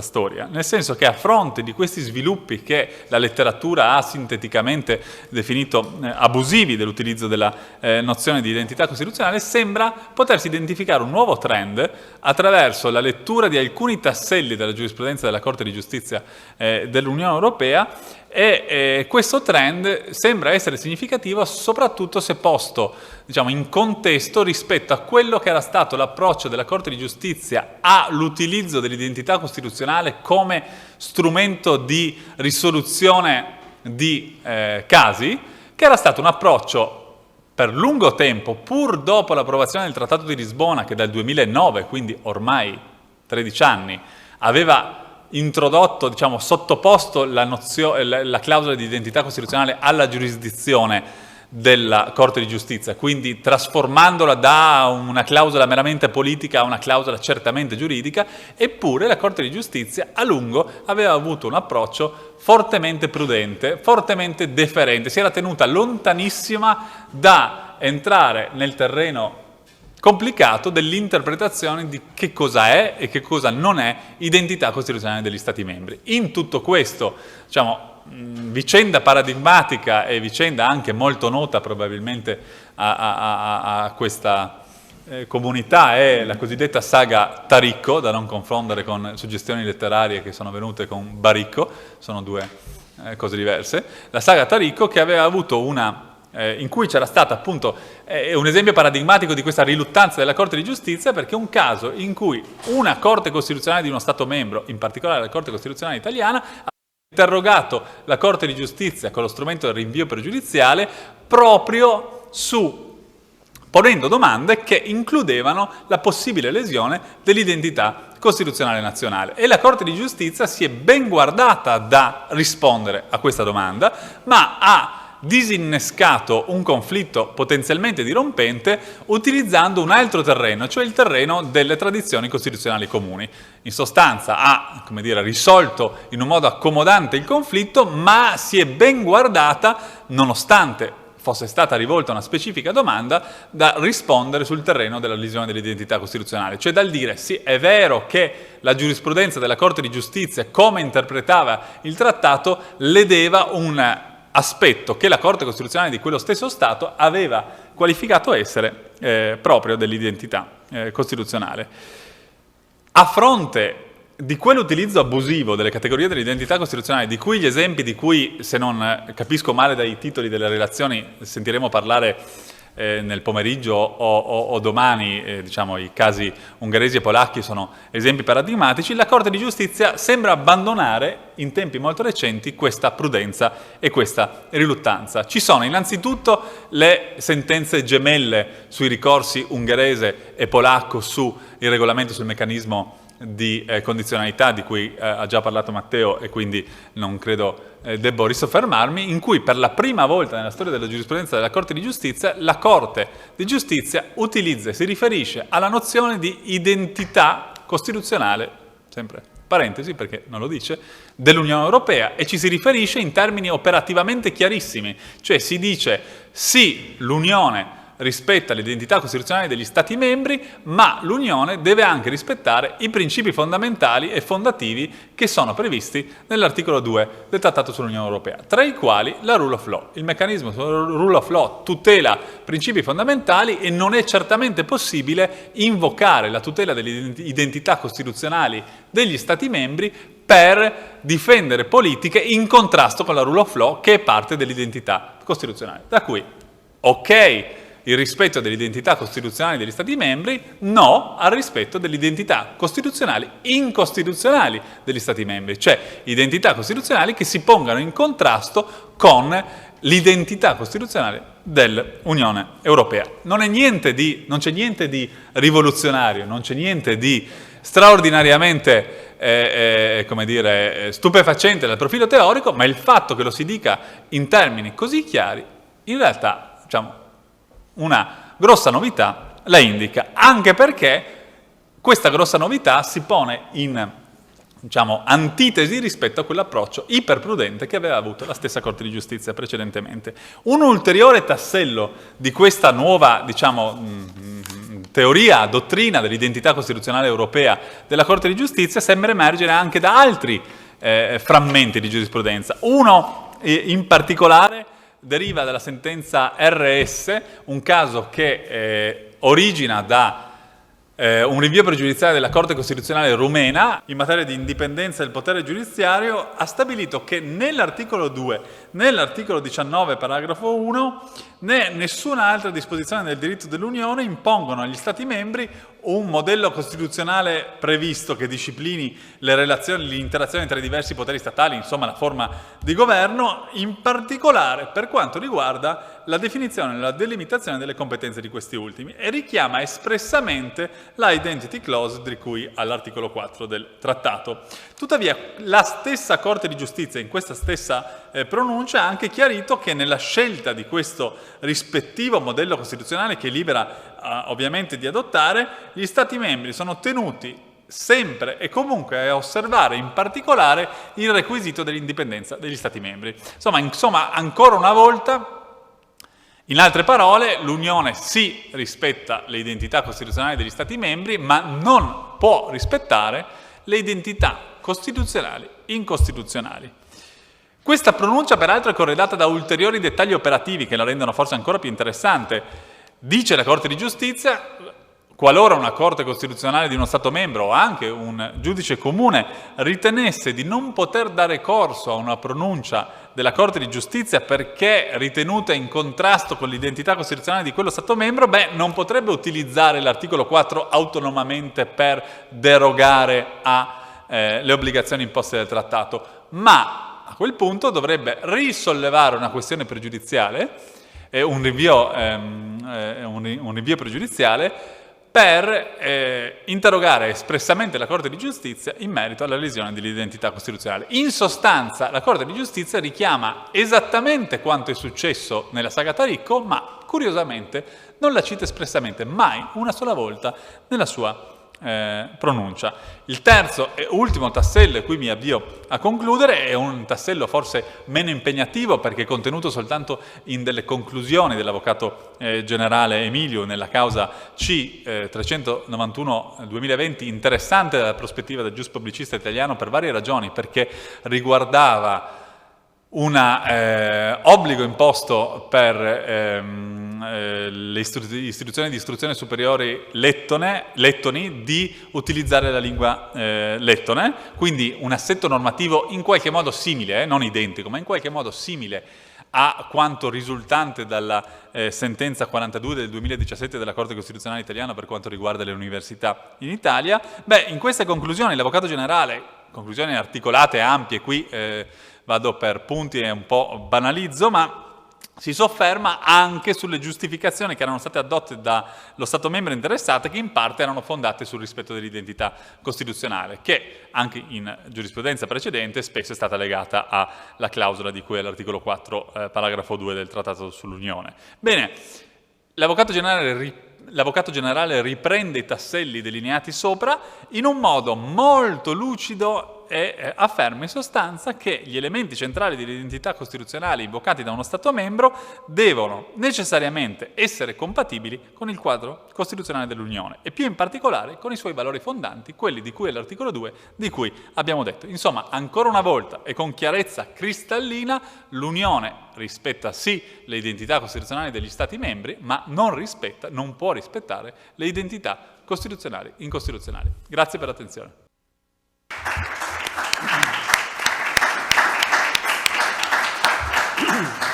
Ringrazio Pietro Ferraguna, è interessante. Identità incostituzionali secondo il costituzionalismo dell'Unione, quindi da approfondire. Però lascio la parola al prossimo relatore in modo da vedere se riusciamo a avere un po' di spazio per il dibattito. Il professor Gargiulo. Valori dell'Unione e cittadinanza europea, strumenti di affermazione dell'identità, punto di domanda. Bene, grazie innanzitutto, ringrazio Laura Montanari e gli organizzatori di questa iniziativa per l'invito che mi è stato rivolto. Ancora una volta mi fa piacere essere qui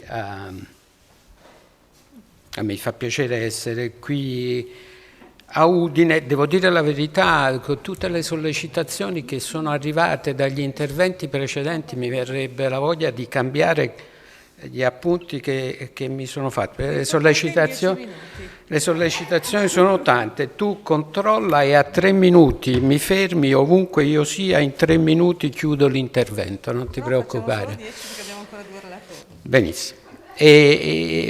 Ma non lo faccio. In realtà la sollecitazione principale era quella che ho iniziato qui a Udine parecchio tempo fa, come dire, a far presente che il processo di integrazione non va avanti se la nostra attenzione si focalizza sui giudici, siano essi quelli europei, siano essi quelli nazionali, perché poi quelle identità, quei valori, quelle norme relative alla cittadinanza, che sono le cose di cui io mi voglio occupare, le hanno poste altri, sia nelle Costituzioni sia nei trattati europei, cioè è la dimensione politica che è importante dal punto di vista dell'avanzamento del processo di integrazione.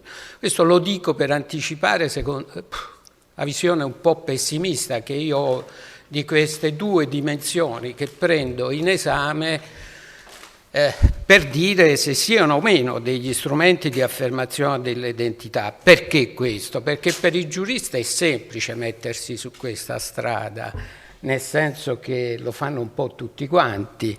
Se devo costruire la dimensione della identità, costruire o valorizzare l'identità, mi pongo sui valori dell'Unione e sulla cittadinanza europea, perché queste sono le cose che solitamente i giuristi ritengono essere gli strumenti attraverso i quali ricostruire l'identità europea. Perché? Perché partiamo dalle due dimensioni essenziali del ragionamento da questo punto di vista. Il popolo, che a livello europeo non c'è, tutti quanti ne discutiamo ancora, non siamo riusciti a dare una dimensione a questa nozione di popolo europeo, però noi quando ragioniamo su questi aspetti pensiamo alla collettività come dire, etnica, nazionale, con quel complesso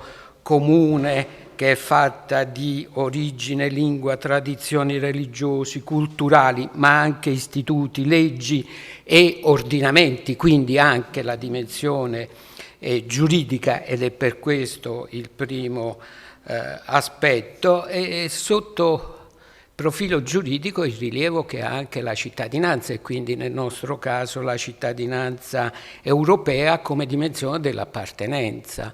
E secondo me queste due cose rispetto all'Unione sono deficitarie. Cercherò di dimostrarlo appunto in poco più di 10 minuti, ragionando, in poco meno di 10 minuti, scusami,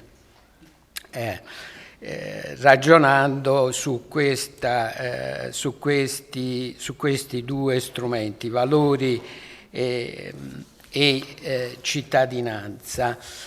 Devo dire la verità, sotto il profilo della premessa chiudo con questo. Io sono conscio del fatto, anche perché la professoressa Montanari mi ha rifilato un'ora e mezza di lezione di un nostro comune collega dal punto di vista storico, per farmi comprendere che effettivamente la ricostruzione della identità si può fare anche sotto altri profili, e io ne sono conscio, però da questo punto di vista non tengo né il tempo né tantomeno le capacità di andare in quelle altre dimensioni, la culturale, quella storica e quant'altro possa venire in rilievo. Mi piacerebbe molto, perché potrei entrare anche in una dimensione un pochettino più internazionalistica da questo punto di vista, cercando di capire sotto il profilo identitario nelle relazioni internazionali dove sta andando l'Unione Europea oggi alla luce del conflitto in Ucraina e della reazione che si sta avendo a questo conflitto. Ma torno ai valori. Vado molto brevemente, perché sono cose che conoscete tutti quanti. Valori, sono importante discutere dei valori, ma è altrettanto vero che da questo punto di vista la norma di riferimento, l'articolo 2, non è che dica niente di talmente differente, io questo lo dico anche alla luce di quello che ho sentito, non è che dica niente di molto differente da quello che dovrebbe essere presente ed è presente negli ordinamenti nazionali. Quindi io la dimensione di contrasto dei valori dal punto di vista del profilo nazionale con quello europeo non lo capisco, se non attraverso il mutamento dei regimi, lo metto tra virgolette, politici, che si avvicendano all'interno degli stati e che per scelte politiche fanno prevalere un aspetto piuttosto che un'altra. E non c'è ombra di dubbio che se devo dare un'interpretazione dell'articolo 2 del TUE, così come è definito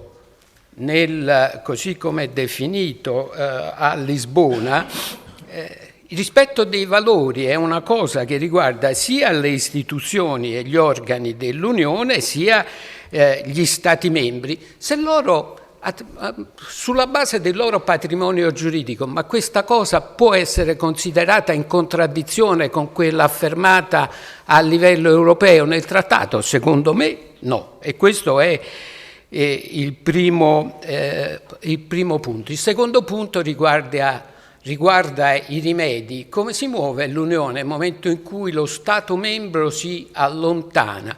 L'articolo 7 del trattato. L'articolo 7 del trattato ha dimostrato di essere, del trattato sull'Unione Europea, ovviamente ha dimostrato di essere uno strumento non all'altezza della situazione, sia rispetto alla situazione di preallarme, cioè la valutazione dello Stato che si sta avvicinando a commettere la grave violazione, sia dello Stato che l'ha già commessa la grave violazione dei valori fondamentali. E i limiti di questa procedura sono tutti quanti di carattere politico. Voi avete fatto un convegno qui a Udine dove l'avete messo in rilievo questo aspetto. Perché non funziona l'articolo 7?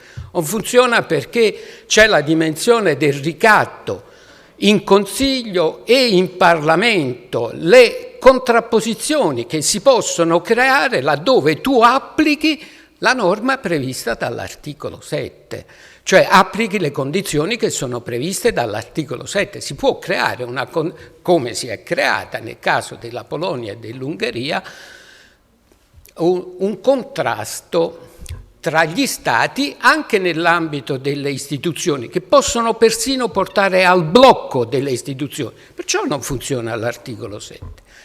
Come ha reagito l'Unione? Attraverso le azioni della Commissione, questi meccanismi non sostitutivi ma paralleli che ha cercato di inventarsi la Commissione. Non hanno funzionato, anch'essi non hanno funzionato e alla fine si sono inventato il congiungimento tra gli aspetti del rispetto dei valori e i finanziamenti, il bilancio, il regolamento che è stato adottato dall'ultimo e che è stato poi oggetto di quell'azione congiunta che veniva richiamata anche poc'anzi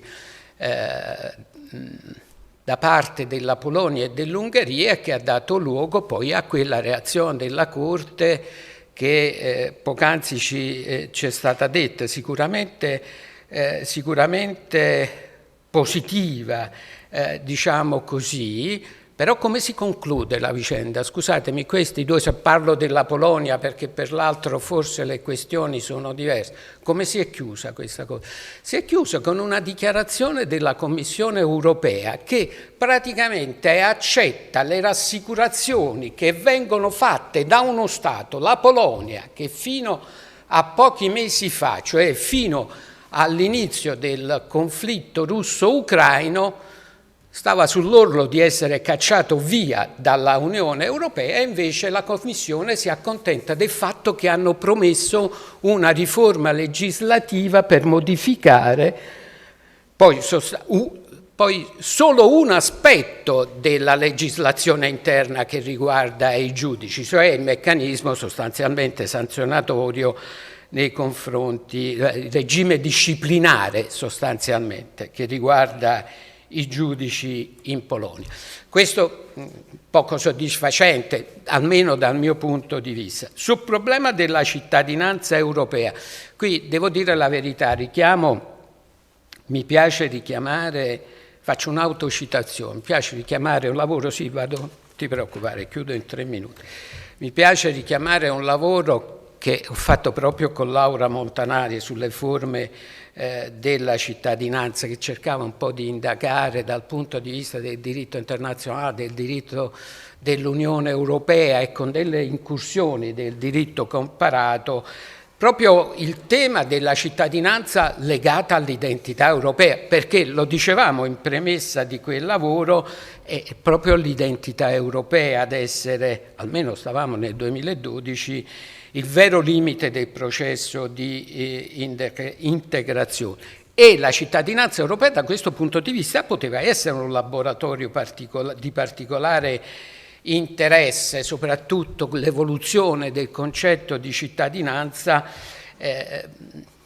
per favorire una dimensione di identità europea. Devo dire la verità, però partivamo da una situazione che nonostante i progressi che anche sotto questo profilo erano stati fatti da Maastricht, al momento nel quale poi ci trovavamo a scrivere queste cose, da un forte elemento di insoddisfazione, perché effettivamente è vero che c'era questa affermazione da parte della Corte secondo la quale la cittadinanza dell'Unione era destinata ad essere lo status fondamentale dei cittadini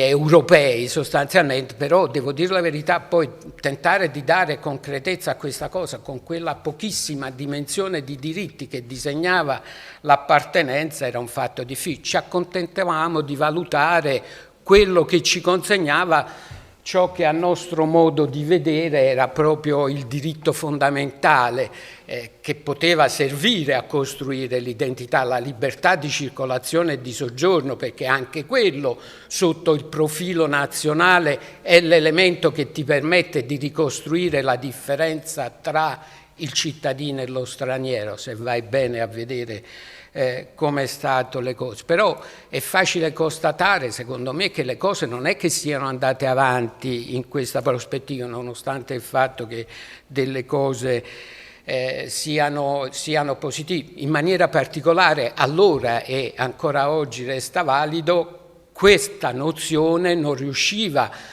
a servire per cercare di andare oltre la dimensione della fortezza Europa rispetto ai comportamenti che riguardano, che fanno l'azione politica della Unione nei confronti dei cittadini di paesi terzi, quindi i problemi delle immigrazioni. Concludo.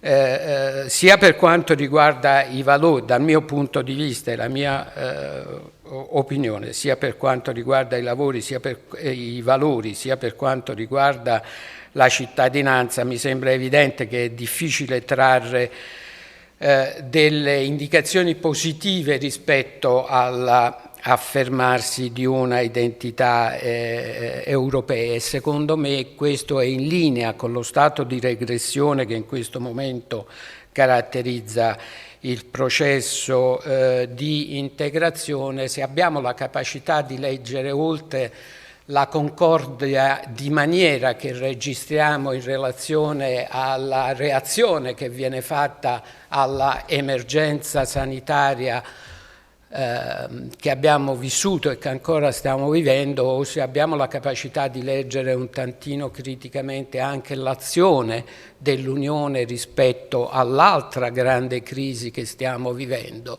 e cioè la guerra tra la Russia e l'Ucraina. A mio parere è alquanto evidente la incapacità degli Stati membri, io questo ci tengo a sottolinearlo, perché poi non è che l'Unione sia qualcosa di molto diverso da quello che vogliono gli Stati membri, di muoversi, l'incapacità degli Stati membri di muoversi in una prospettiva che dia un futuro alla integrazione europea. Prova ne è, secondo me, il documento di chiusura della conferenza sul futuro dell'Unione, che proprio su questi temi che stiamo analizzando qui in questa iniziativa mi sembra asfittico, nel senso che propone l'ovvio, senza nessuna attenzione immaginativa, affinché l'identità europea diventi veramente un patrimonio di tutti gli europei.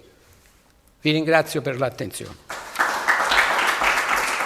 Allora, abbiamo gli ultimi due interventi.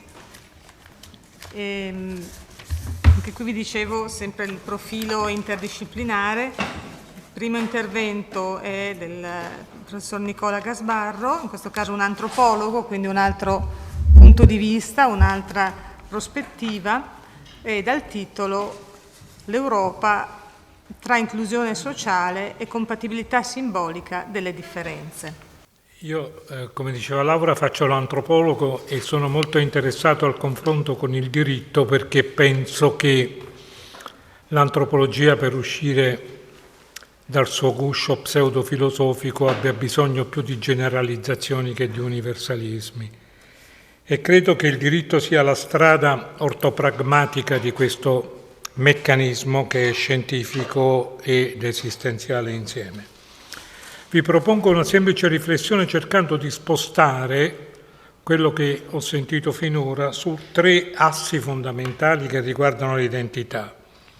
Passare da un'identità fondata sul passato ad una fondata sul futuro, cioè un'identità che dal fondamento si rivolga alla prospettiva. Per dirla in termini filosofici, passi dal logos all'ethos, che mi pare una cosa molto più importante.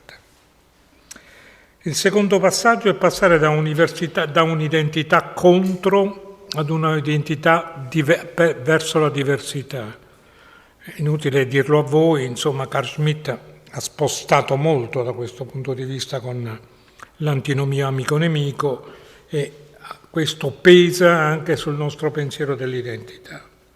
E poi dall'interno all'esterno, cioè invece di guardare l'identità europea versus le nazioni che la compongono o gli stati nazionali, guardare l'identità europea verso gli stati sovranazionali, come li chiamava Habermas, o come gli stati imperi, come sono stati chiamati recentemente dal nostro i cosiddetti stati imperi di Marramao. Come lo faccio? Lo faccio riflettendo brevemente sul concetto di identità e soprattutto su quello di legittimazione che mi interessa molto di più. Come accennava De Anna prima, l'identità è sempre stata basata sull'individuo, è sbagliato. L'individuo è la parte indivisibile di un corpo e quindi è basata a un fondamento biologico. La vera identità costruita dall'antropologia europea è la persona, cioè l'insieme dei giochi di ruolo che noi recitiamo nella società, per cui noi pensiamo alla nostra identità non come individui biologici, ma con una personalità che è l'insieme dei ruoli sociali giocati nel sistema sociale. Persona significa ruolo, significa maschera nel senso di ruolo operativo, quindi la personalità è un insieme di ruoli. Che cosa fa? Nel sociale cosa sostituisce l'identità? La nazione, è il nascor, è il nascere in un territorio, lo ius soli, lo ius sanguinis addirittura. Ecco, questo in persona è un'identità fissata sulla biologia che è il contrario dell'identità del diritto, che è quello di cittadinanza. Noi sulla nostra carta d'identità, io dico sempre agli studenti, non mettiamo di che nazionalità siamo, no? Mettiamo cittadinanza. Ma l'appartenenza ad uno Stato è basata sulla personalità di diritto, non su un'identità di appartenenza del sangue o del territorio. È inutile ricordare il grande contributo in Europa tra romanticismo e illuminismo su questa opposizione. Non a caso oggi parliamo di ius culturae, ma lascio da parte tutta questa parte. Sul fondamento. Ecco, noi di solito pensiamo che quando riflettiamo sul fondamento andiamo sull'ontologia e sulla verità. Cominciamo a pensare invece, e su questo ci serve molto per l'Europa, al fondamento sul diritto, sulle leggi, sulle strutture normative, sulle costituzioni come generalizzazioni del diritto e sul dover essere. Che vuol dire il dover essere del diritto? Io la penso così, la visione antropologica è sostanzialmente questa: il diritto non è altro che la generalizzazione, o meglio, è la possibile generalizzazione di identità diverse che si mettono insieme, che si riconoscono prima di tutto come uguali e poi esplicano, a partire da questa uguaglianza, esplicano la nostra differenza. Agli studenti la spiego sempre così: l'identità europea antepone l'uguaglianza alla libertà, laddove gli Stati Uniti antepongono la libertà all'uguaglianza. Insomma, giocate un po', non a caso noi abbiamo welfare che gli Stati Uniti non hanno, cioè c'è una concezione del pubblico, ecco, uso categorie giuridiche, del pubblico che prevale sul privato e non del privato che prevale sul pubblico. Voi capite bene che a seconda di come regoliamo questi rapporti, regoliamo anche il discorso dell'uguaglianza e della libertà. Qual è la caratteristica che mi fa riflettere del diritto? È la sua immissione, inclusione delle differenze, che permette poi alle Costituzioni di generalizzare i diritti. E quindi un'inclusione sociale che diventa compatibilità. Ecco, questo è il grande, secondo me, è la grande idea progettuale dell'Europa. Noi dobbiamo includere più differenze possibili. Faccio un esempio. Immaginate per ipotesi a come dovremmo cambiare la Costituzione europea se entrassero alcuni paesi arabi. L'esempio della Turchia è quantomeno evidente, no? Nel senso che pensare il diritto musulmano con le categorie del diritto occidentale diventa complicatissimo. Però è una sfida non indifferente, che tocca la nostra capacità di immaginazione, di generalizzazione e di futuro. Uso un altro paradosso che dico sempre agli studenti. Immaginate se due stati piccoli, o meglio, due popoli etnicamente definiti o culturalmente definiti come Israele e Palestina, entrando in un complesso molto più largo, devono ridefinire i propri conflitti e le proprie appartenenze. Pensate a Israele e Palestina se entrassero in Europa, che sconvolgimento dell'immaginario europeo avremmo noi. Però una regola allargata probabilmente renderebbe inevitabile la pace anche tra questi due popoli.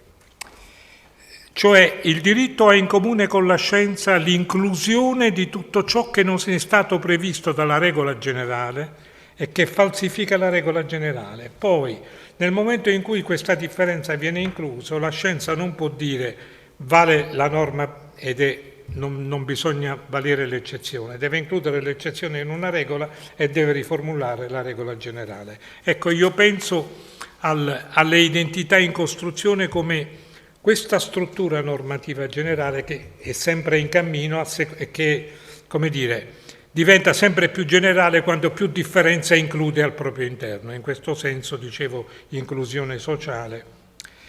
La seconda caratteristica è che gli antropologi distinguono di solito ciò che è reale da ciò che è immaginario. Che cos'è l'immaginario di una cultura? È ciò che quella cultura ritiene possibile e pensabile, no?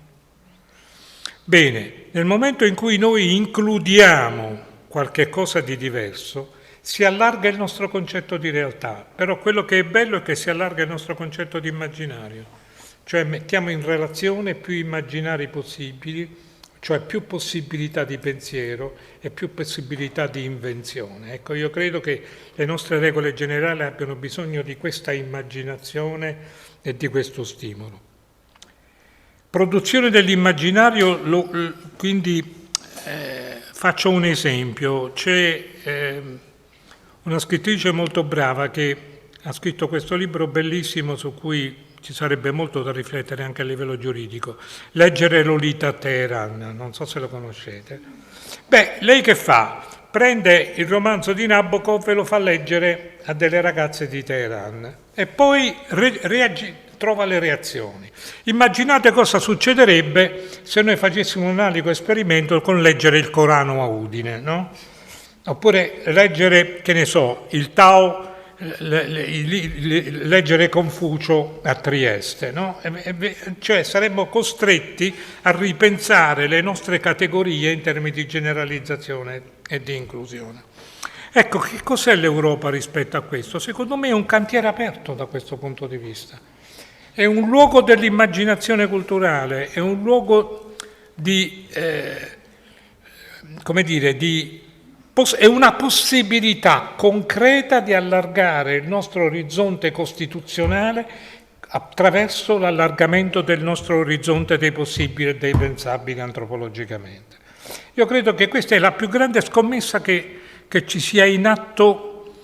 A me fa ridere, dice non possono entrare quelli perché sono troppo diversi. Io dico devono entrare perché se sono troppo diversi, perché allora ci arricchiamo. Se io mi metto insieme a lei e che la pensa come me, non arricchisco il mio immaginario, ma devo mettere insieme a qualcuno che arricchisce il mio immaginario e il mio modo di pensare, sia in termini di realtà, sia in termini di possibile e di pensabile. Ve lo dico con le parole di una filosofa, così non sono tacciato di eccesso che è un'altra donna, secondo me molto intelligente. La stessa persona che ha scritto Leggere Lolita Treran, ha scritto un libro molto bello che si chiama, lo consiglio ai giuristi, si chiama La Repubblica dell'Immaginazione. Io lo trovo un libro meraviglioso, in cui, come dire, c'è una sorta di decivitate del futuro, dei diritti dell'immaginazione e dell'immaginazione del diritto insieme, cioè questo laboratorio continuo a cui il pensiero è chiamato. La filosofa che riprende un po' questa idea, però partendo da Husserl, partendo dalle regole dell'Unione Europea e come identità da superare quella delle regole in termini di generalizzazione, è Roberta De Monticelli. Cito direttamente, così il mio intervento, essendo filogiuridico, non è tacciato di antifilosofia. La De Monticelli dice: l'idea di Europa è l'eccedenza dell'ideale sul fattuale,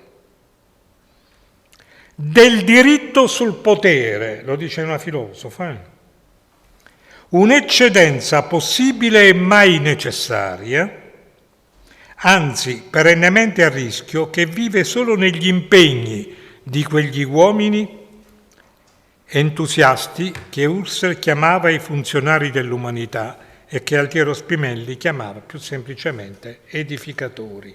Roberta De Monticelli. Cosa aggiungere? Beh, ben poco. Io credo che l'Europa non si possa fare senza la seduzione di questo pensiero dell'immaginario. Grazie.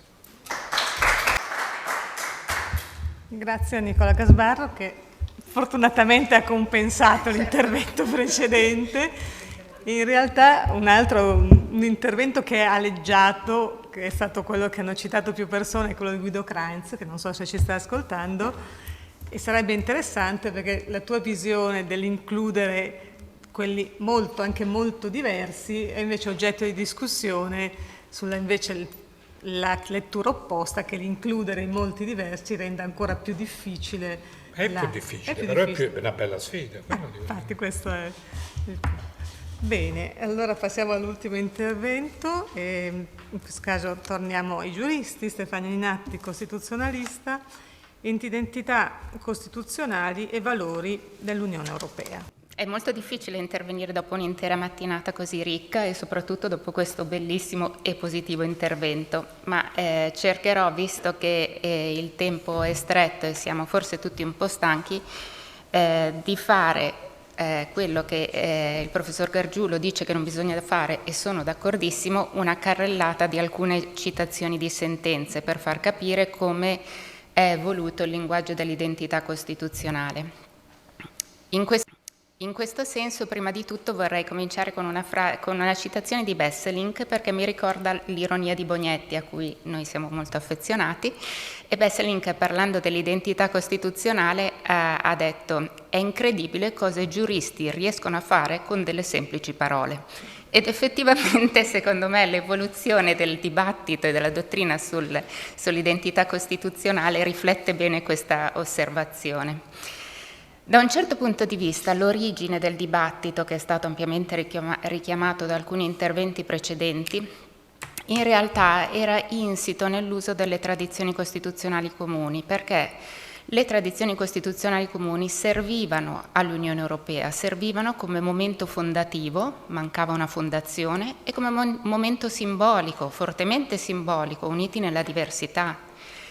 Ma questa visuale, questo flash apparentemente irenico porta con sé delle conseguenze che non so quanto erano state considerate nell'ottica di chi ci ragionava. Queste ingrandite non si vedono come le vedo io, però le ritorno alla mia. Allora, siamo nel 2008, il caso Arcelor, e qua sono le conclusioni di Poyares Maduro, che è un professore di diritto costituzionale, ben noto a molti di noi. E cosa ci dice Poyares Maduro? L'articolo 6 del Trattato dell'Unione Europea esprime il rispetto dovuto ai valori costituzionali nazionali. Al contempo, quindi, valori costituzionali e nazionali europei, l'articolo 6 li rispetta. tradizioni costituzionali comuni, eccetera. Al contempo, tuttavia, essi hanno deferito alla Corte di Giustizia, agli Stati, il compito di proteggere tali valori nell'ambito del diritto comunitario. Occorre sottolineare che tale congruenza strutturale può essere garantita solo su un piano sistemico e solo a livello comunitario. Parlerà di identità organica e identità sistemica. Una volta che si lavora sulle tradizioni costituzionali riconosciute nell'Unione Europea, questo è il passaggio giocoforza in un certo senso. E molto simile, se volete, un altro caso, questo si legge meglio, sempre le conclusioni degli avvocati generali che ci danno un po' lo sfondo, le conclusioni sono sempre molto più interessanti delle sentenze in un certo senso. Nel caso Gauweiler cosa ci dice Cruz Villalón? L'Unione ha acquistato in tal modo il carattere non solo di una comunità di diritto, ma anche di una comunità di cultura costituzionale. Tale cultura costituzionale comune fa parte dell'identità comune dell'Unione, con l'importante conseguenza, secondo me, che l'identità costituzionale di ciascuno Stato membro, certo dotata di caratteri specifici nella misura che occorra, non può, per dirla in termini prudenti, sentirsi a una distanza astronomica da detta cultura costituzionale comune. Si arriverà quindi a una convergenza nel medio-lungo periodo sostanziale in linea di principio tra l'identità costituzionale dell'Unione e quella di ciascuno degli Stati membri. Quindi che le tradizioni costituzionali comuni e l'identità costituzionale degli Stati membri fossero lo specchio dell'identità dell'Unione Europea era chiaro a tutti. Era chiaro a tutti ed era nella logica del pensiero. E l'articolo 4,2 del Trattato dell'Unione Europea va letto all'interno di questo ambito, sia che lo si voglia intendere restrittivamente, come ci chiederebbe De Witte di fare, rispetto per un'autonomia istituzionale, sia che lo si legga, come la maggioranza fa, in maniera molto più ampia. In ogni caso il problema che sottolinea queste citazioni e che sottolinea l'articolo 4,2 è il problema di come tenere separati e distinti degli Stati membri che però sono così fortemente influenzati al loro interno dall'Unione Europea, di cui essi sono le parti costitutive. Un equilibrio difficilissimo e l'identità costituzionale è un linguaggio particolarmente scomodo, ma è il linguaggio con cui si ragiona su questo equilibrio. Allora, questa quindi è la partenza dell'Unione Europea. Gli Stati membri come usano l'identità costituzionale? Ci ha ricordato prima Pietro ampiamente che non è un vocabolario nuovo, sicuramente lo è nel momento in cui lo adattiamo sull'Unione Europea. Il linguaggio scomodo lo usano alcune sentenze ben note, pensiamo alle pensioni slovacche, pensiamo al principio di discriminazione per età della Danimarca, pensiamo al già richiamato Taricco, quindi alla legalità in materia penale, al principio di legalità, o pensiamo al quantitative easing e a tutto quello che volete, quindi i casi ci sono. Prendiamo però il modello esemplare è la sentenza manifesto Lissabon-Urteil, quindi nel 2009. Cos'è la cosa interessante che reclama la Corte Costituzionale nel porsi a base, poi ricopiata da tanti altri Stati, nel pensare al controllo sull'identità costituzionale? È il legame, che è stato riferito prima anche da Pietro, rispetto, e che è stato anche suggerito da Matteo prima, rispetto alla revisione costituzionale. Quindi limite all'integrazione europea diventa la revisione costituzionale del singolo Stato. Strano ma vero, direbbe Cassese, una bella distorsione funzionale, perché soltanto pensare che nell'autonomia dell'ordinamento dell'Unione Europea venga a dipendere invece dai limiti della revisione costituzionale, ma una distorsione funzionale doppia e tripla se pensiamo a come negli ambiti costituzionali sono nate le norme sulla revisione costituzionale. Non approfondisco questo punto perché tutti abbiamo studiato e siamo ben stufi di questa dottrina, in un certo senso. Siamo ben stufi di questa dottrina, però sappiamo quindi che è problematica e che è un linguaggio scomodo. Ma cosa succede oggi come oggi? Oggi come oggi c'è un salto qualitativo ulteriore, cioè questi dialoghi serratissimi, non facili, fra corti costituzionali interne e Corte di Giustizia, oggi come oggi si trovano davanti al caso di Polonia e Ungheria. Sono dei casi qualitativamente e quantitativamente diversi, anche se partono anch'essi dall'identità costituzionale. Perché sono diversi? Perché la materia è diversa. Mentre lì appunto si discuteva delle pensioni slovacche, piuttosto che della discriminazione per età, qui invece la violazione che si presume è sistemica, appunto, si legano i famosi valori dell'Unione Europea.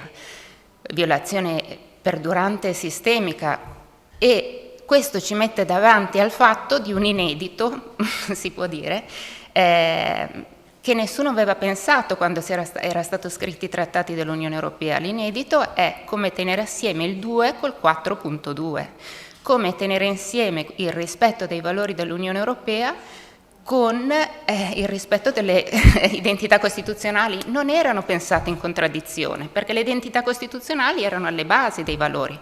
Ma qui un problema invece sorge, e sorge al grido di taking back the control from the UE, cioè quindi riportiamo a casa il potere in un certo senso, l'abbiamo sentito in Brexit, ma lo sentiamo anche in questi stati.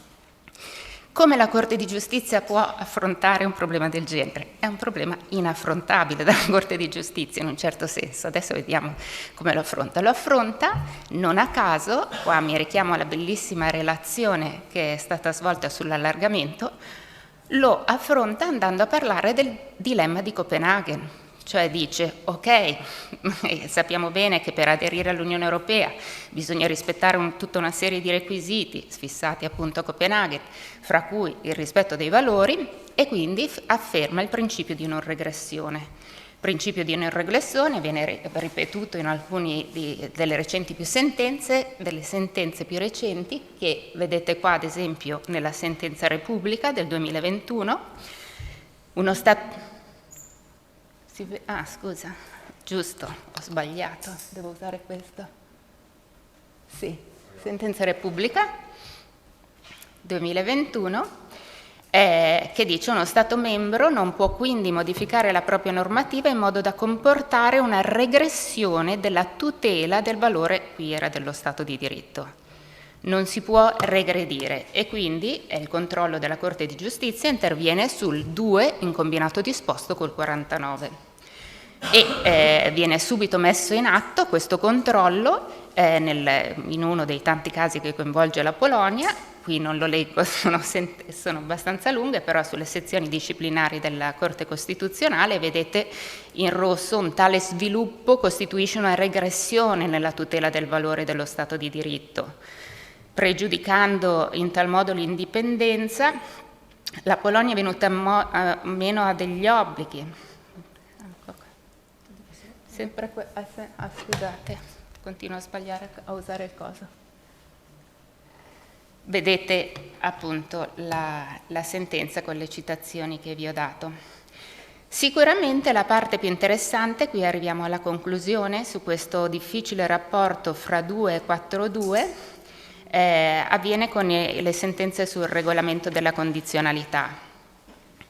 Qui vedete quella riguardante l'Ungheria, i valori contenuti nell'articolo 2 del Trattato sull'Unione Europea sono identificati e sono condivisi dagli Stati membri, essi definiscono l'identità stessa dell'Unione quale ordinamento giuridico comune, pertanto l'Unione deve essere in grado di difendere tali valori. L'ultima slide, non la vedete, ma perché giustamente non c'è, ho sbagliato a copiarla, è sul caso Polonia, quindi in questo caso non sto sbagliando, ve la leggo perché è sempre il regolamento sulla condizionalità, il caso polacco, e qua stiamo attenti perché è molto interessante. A tale riguardo si deve ricordare che l'articolo 2 non costituisce una mera enunciazione di orientamenti o di intenti di natura politica, è stato richiamato prima, ma contiene valori che fanno parte dell'identità stessa dell'Unione, quale ordinamento giuridico comune. Orbene, anche se come risulta dall'articolo 4.2, l'Unione rispetta l'identità nazionale degli Stati membri, insita nella loro struttura fondamentale, politica e costituzionale, cosicché gli Stati dispongono di una certa discrezionalità per garantire l'attuazione dei principi dello Stato di diritto, ciò non comporta in alcun modo che tale obbligo di risultato possa variare da uno Stato membro all'altro. Infatti, pur disponendo di identità nazionali distinte, insite nella loro struttura fondamentale politica e costituzionale che l'Unione rispetta, gli Stati membri aderiscono a un'unzione di Stato di diritto che condividono quale valore comune alle proprie tradizioni costituzionali e che si sono impegnati a rispettare in modo continuativo. Qui vediamo chiaramente qual è il problema. Davanti a questo problema la dottrina cosa si è posta come domanda? Jeff von Bogdan, di Weiler e 1000 altri illustri pensatori hanno detto: forse siamo davanti a un constitutional moment dello stile di Ackermann, forse c'è bisogno davvero di fare un passo per superare questo impasse. Questo passo, Weiler ci direbbe, se vogliamo ottenere chiaramente quel pluralismo costituzionale che connota la struttura dell'Unione Europea, pluralismo costituzionale che non è gerarchicamente organizzato. Quindi le identità costituzionali e incostituzionali è un problema aperto. Allora, se vogliamo tenere questo livello qua, io credo davvero che siamo davanti alla necessità di fare un grosso cambiamento. Il grosso cambiamento, questo constitutional moment, direbbe Ackermann, deve riguardare le strutture dell'Unione. Non è un problema che può essere risolto a livello di Corte di Giustizia. Detto questo, voglio essere positiva e spero che accada.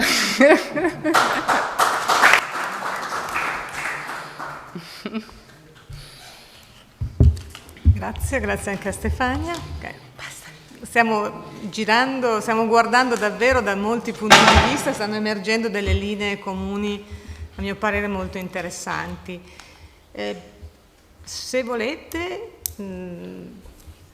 io non ho domande nella chat, però se invece le persone che sono presenti, che sono intervenute, vogliono in qualche modo rispondere o fare delle altre sollecitazioni, possiamo stare un quarto d'ora così prima della pausa pranzo.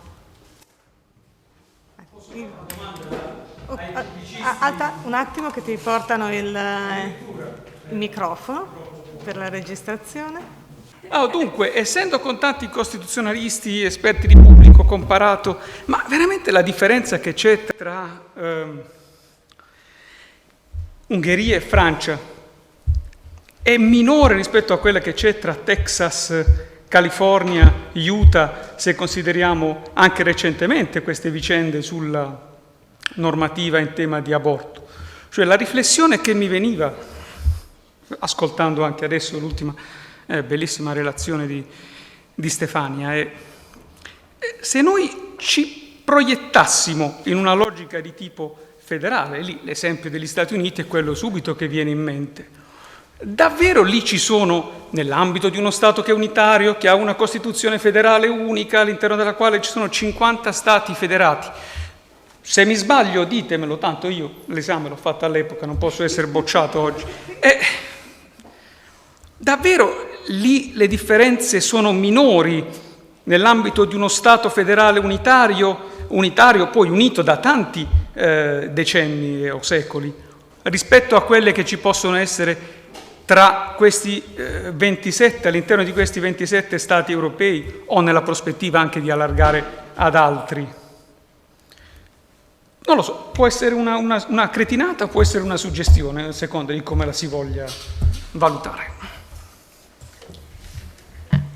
Poi mi taccio, sicuramente non è una suggestione, posso citare perché ormai è tardi e siamo stanchi. Quando ero in America come Pietro da Weiler, una volta siamo andati da Calabresi e Calabresi mi ha detto: mi piacerebbe uno studio che dimostri come il federalismo americano è molto meno omogeneo di questa cosa che state facendo in Unione Europea. L'Unione Europea è molto più omogenea, quindi la tua suggestione è giustissima. Il problema è la struttura, quando Weiler dice: se non modifichiamo il processo decisionale, democratico, di legittimazione, eccetera, dell'Unione Europea, dopo rimane un impianto debole dal punto di vista appunto delle politiche, delle opere che si possono fare e anche delle sanzioni che si potrebbero prendere o non prendere.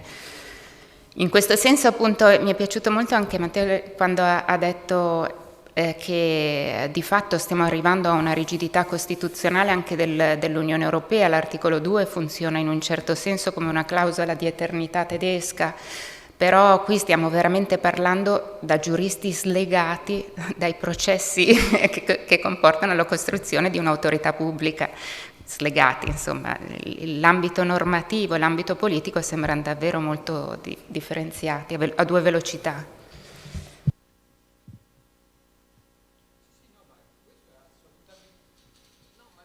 Semplicemente perché io sono d'accordo sia sulle cose che diceva Ivan, ma soprattutto su quello che ha detto Stefania alla fine del suo intervento, perché poi tutto si ricollega.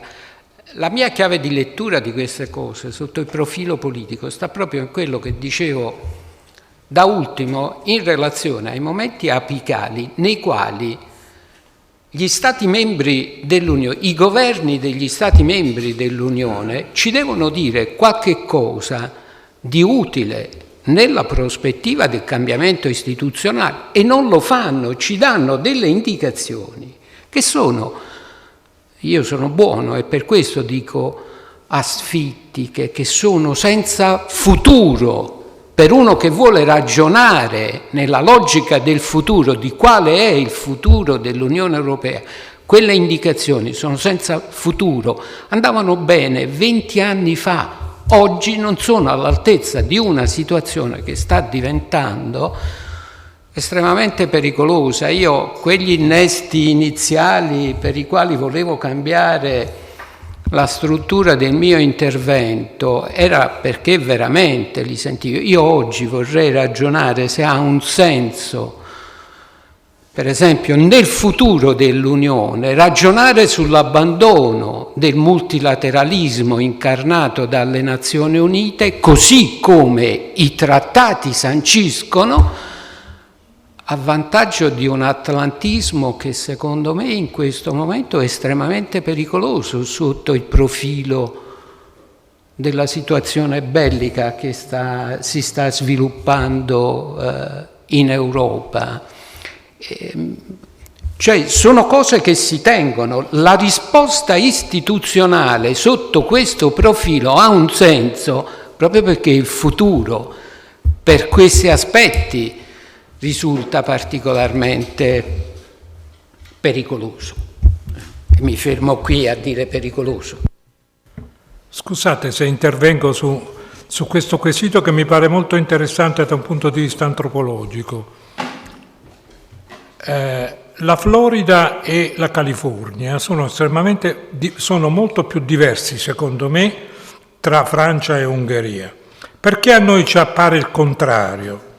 Perché Florida e California si trovano in uno Stato federale che si rapporta con Cina, India, Russia, eccetera, eccetera. Se noi continuiamo a farci la domanda quando è diversa la Francia dall'Ungheria in rapporto solo all'Europa, la domanda è sbagliata. Noi dobbiamo dirci in che misura noi possiamo superare le differenze tra Francia e Ungheria per porre l'Europa in rapporto a Cina, India, Russia e Stati Uniti per arrivare al multilateralismo. Cioè le strutture dell'identità e delle differenze sono cambiate con la globalizzazione. Se noi ragioniamo ancora in termini di rapporto tra Unione Europea e Stati nazionali è finita. Dobbiamo ragionare gli Stati nazionali come obbligati a fare Unione Europea. Cioè io lo dico sempre agli studenti, voi potete anche essere tifosi del Friuli, però il Friuli da solo con la Cina non ha niente a che vedere, come non ha niente a che vederci l'Italia. Forse, speriamo, ce la può fare l'Europa. Se continuiamo a ragionare, non di Friuli, parlo di me, del Molise o del Sannio, come dicono i miei amici molisani, siamo fuori strada in termini di identità. Se io devo legittimare l'identità della regione Molise ricorrendo al Sannio, faccio ridere le persone perché non ha proprio senso. Il problema è come l'Europa può ripensare il Molise, non come il Molise pensa l'Europa, se no siamo veramente fuori strada. Scusate, ma queste sono le domande tipicamente di rapporto di identità-differenza che sono state modificate dallo scenario globale. Se continuiamo a farci le vecchie domande rischiamo di non capire neppure l'identità della nostra appartenenza. Io non mi sento, io amerei molto che sul mio passaporto ci fosse scritto cittadinanza europea, così come lo voterei subito, un partito che cominciasse a dire noi siamo europei, quindi facciamo un partito europeo, basta. Un mio amico antropologo francese mi ha chiesto ma com'è che in Italia o a insegnare nelle scuole la storia europea oltre quella locale come no? nazionale. Come no? Perché è lì che costruisci l'identità con i giovani. Infatti. Io il discorso lo faccio perché io mi sono trovato di fronte a giovani che mi hanno contestato ma che cosa ho io in comune con il giovane polacco, con il giovane ungherese. Però vanno all'Erasmus e tornano contenti, certo, poi, com'è? Ma non sono tutti i giovani che fanno l'esperienza dell'Erasmus. Allora l'immaginazione che io chiedo quando tu fai un documento sul futuro dell'Europa è di entrare nel merito di questi problemi, come fare a portare su scala orizzontale alla popolazione europea il problema della loro identità, della nostra identità, ed è lì che mancano di immaginazione. Secondo me è una mancanza di immaginazione voluta, e qui mi fermo perché altrimenti entriamo in un altro campo, e cioè quello di andare a vedere il condizionamento dei governi attuali in Europa, da quali poteri dipendono nel contesto dell'Unione Europea, perché poi alla fine di tutto c'è sempre questo. Cioè l'idea degli America, nonostante le differenze, c'è. Noi dobbiamo ancora costruire l'idea dell'Europa nonostante le differenze. Questa è la grande differenza tra Stati Uniti ed Europa, no? Aggiungo anche una cosa breve, citava prima Pietro questo lavoro che avevamo fatto sulla cittadinanza.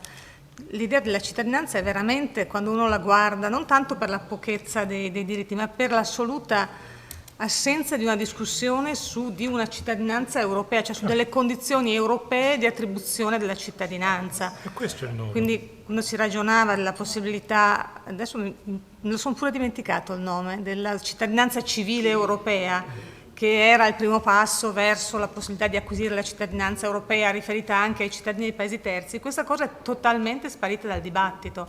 Per cui di cittadinanza europea, ma non interessa. Che cioè, non può essere dei nati sul territorio europeo, deve essere un'altra cosa.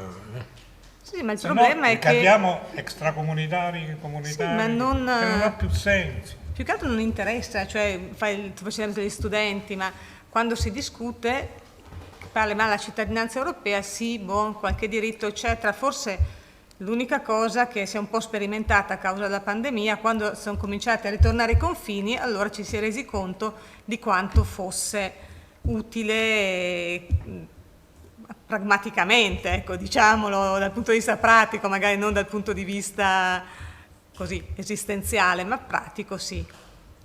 Un'ultimissima, questi confronti Ungheria, Francia, differenze, io li penso sempre quando discutiamo dell'allargamento ai Balcani, che sembra drammatico, e qui anche Guido Kreins che citavamo, se mettiamo questi paesi che sono ancora così lontani, e io penso sempre che il Montenegro ha 630.000 abitanti più o meno, dico, questo può condizionare la storia dell'Europa, cioè può condizionare il processo di integrazione, dobbiamo stare attenti che viene a ledere la nostra identità. Ecco, veramente l'idea della dimensione delle cose di cui discutiamo, secondo me talvolta ci sfugge. Pietro volevi insomma. Purtroppo la modalità ibrida è tanto bella e comoda per tante cose, ma per discutere poi un po' meno. No, su diversi punti, rispetto alla domanda che era rivolta espressamente, credo che è una domanda a cui rispondono molto diversamente persone che hanno strumenti conoscitivi diversi. Era rivolta espressamente al giuspublicista: sono o non sono omogenei nelle categorie del diritto pubblico? C'è una bella differenza, sì, c'è una grossa differenza se guardiamo al modello istituzionale, le modalità di produzione di norme e di produzione di norme che regolano la produzione di norme. Soprattutto che cosa si fa se uno degli aderenti disobbedisce. Cioè, gli Stati Uniti d'America hanno un esercito. è una differenza gigantesca. Se la Florida disobbedisce, mandano l'esercito, l'Unione Europea non si fa. Questa è una differenza gigantesca. Quindi, diciamo, sono omogenei da un punto di vista antropologico, sociologico, culturale, ognuno può rispondere diversamente, non so quali siano le risposte. Da un punto di vista delle categorie del diritto pubblico, sì, la differenza è enorme e quindi su questo io non sentirei di avere dubbi, ecco. Differenze che poi si apprezzano di meno o di più, appunto prima veniva citato l'Erasmus, ma in realtà esternamente, come dire, la creazione dell'identità europea si creerebbe non mandando l'italiano in Polonia, cosa che è giustissima, va benissimo, eccetera, ma mandando l'europeo in India, in Giappone, in Cina, negli Stati Uniti, lì, come dire, c'è la percezione dell'identità per differenza. Sul discorso del contributo degli attori politici, a me è un discorso che mi affascina molto e anche da un punto di vista ideologico, se si può usare questa parola, sono pienamente d'accordo, però nella costruzione del percorso di integrazione europea la politica è stata realizzata nel circuito giurisdizionale e questa è la storia del passato e del presente, probabilmente sì, io non, e probabilmente di sicuro ed è anche il suo limite. Pensare ad un processo di integrazione che fa certo. sulle spinte della Corte e dei giudici della Corte ti può andare bene in certi momenti, ma in altri ti può andare molto male. Io credo che però la lettura delle conclusioni dei consigli europei in altre fasi fondamentali della storia dell'integrazione europea non sia particolarmente più entusiasmante della lettura, questo è, insomma, che è una caratteristica strutturale, con anche un limite, ma...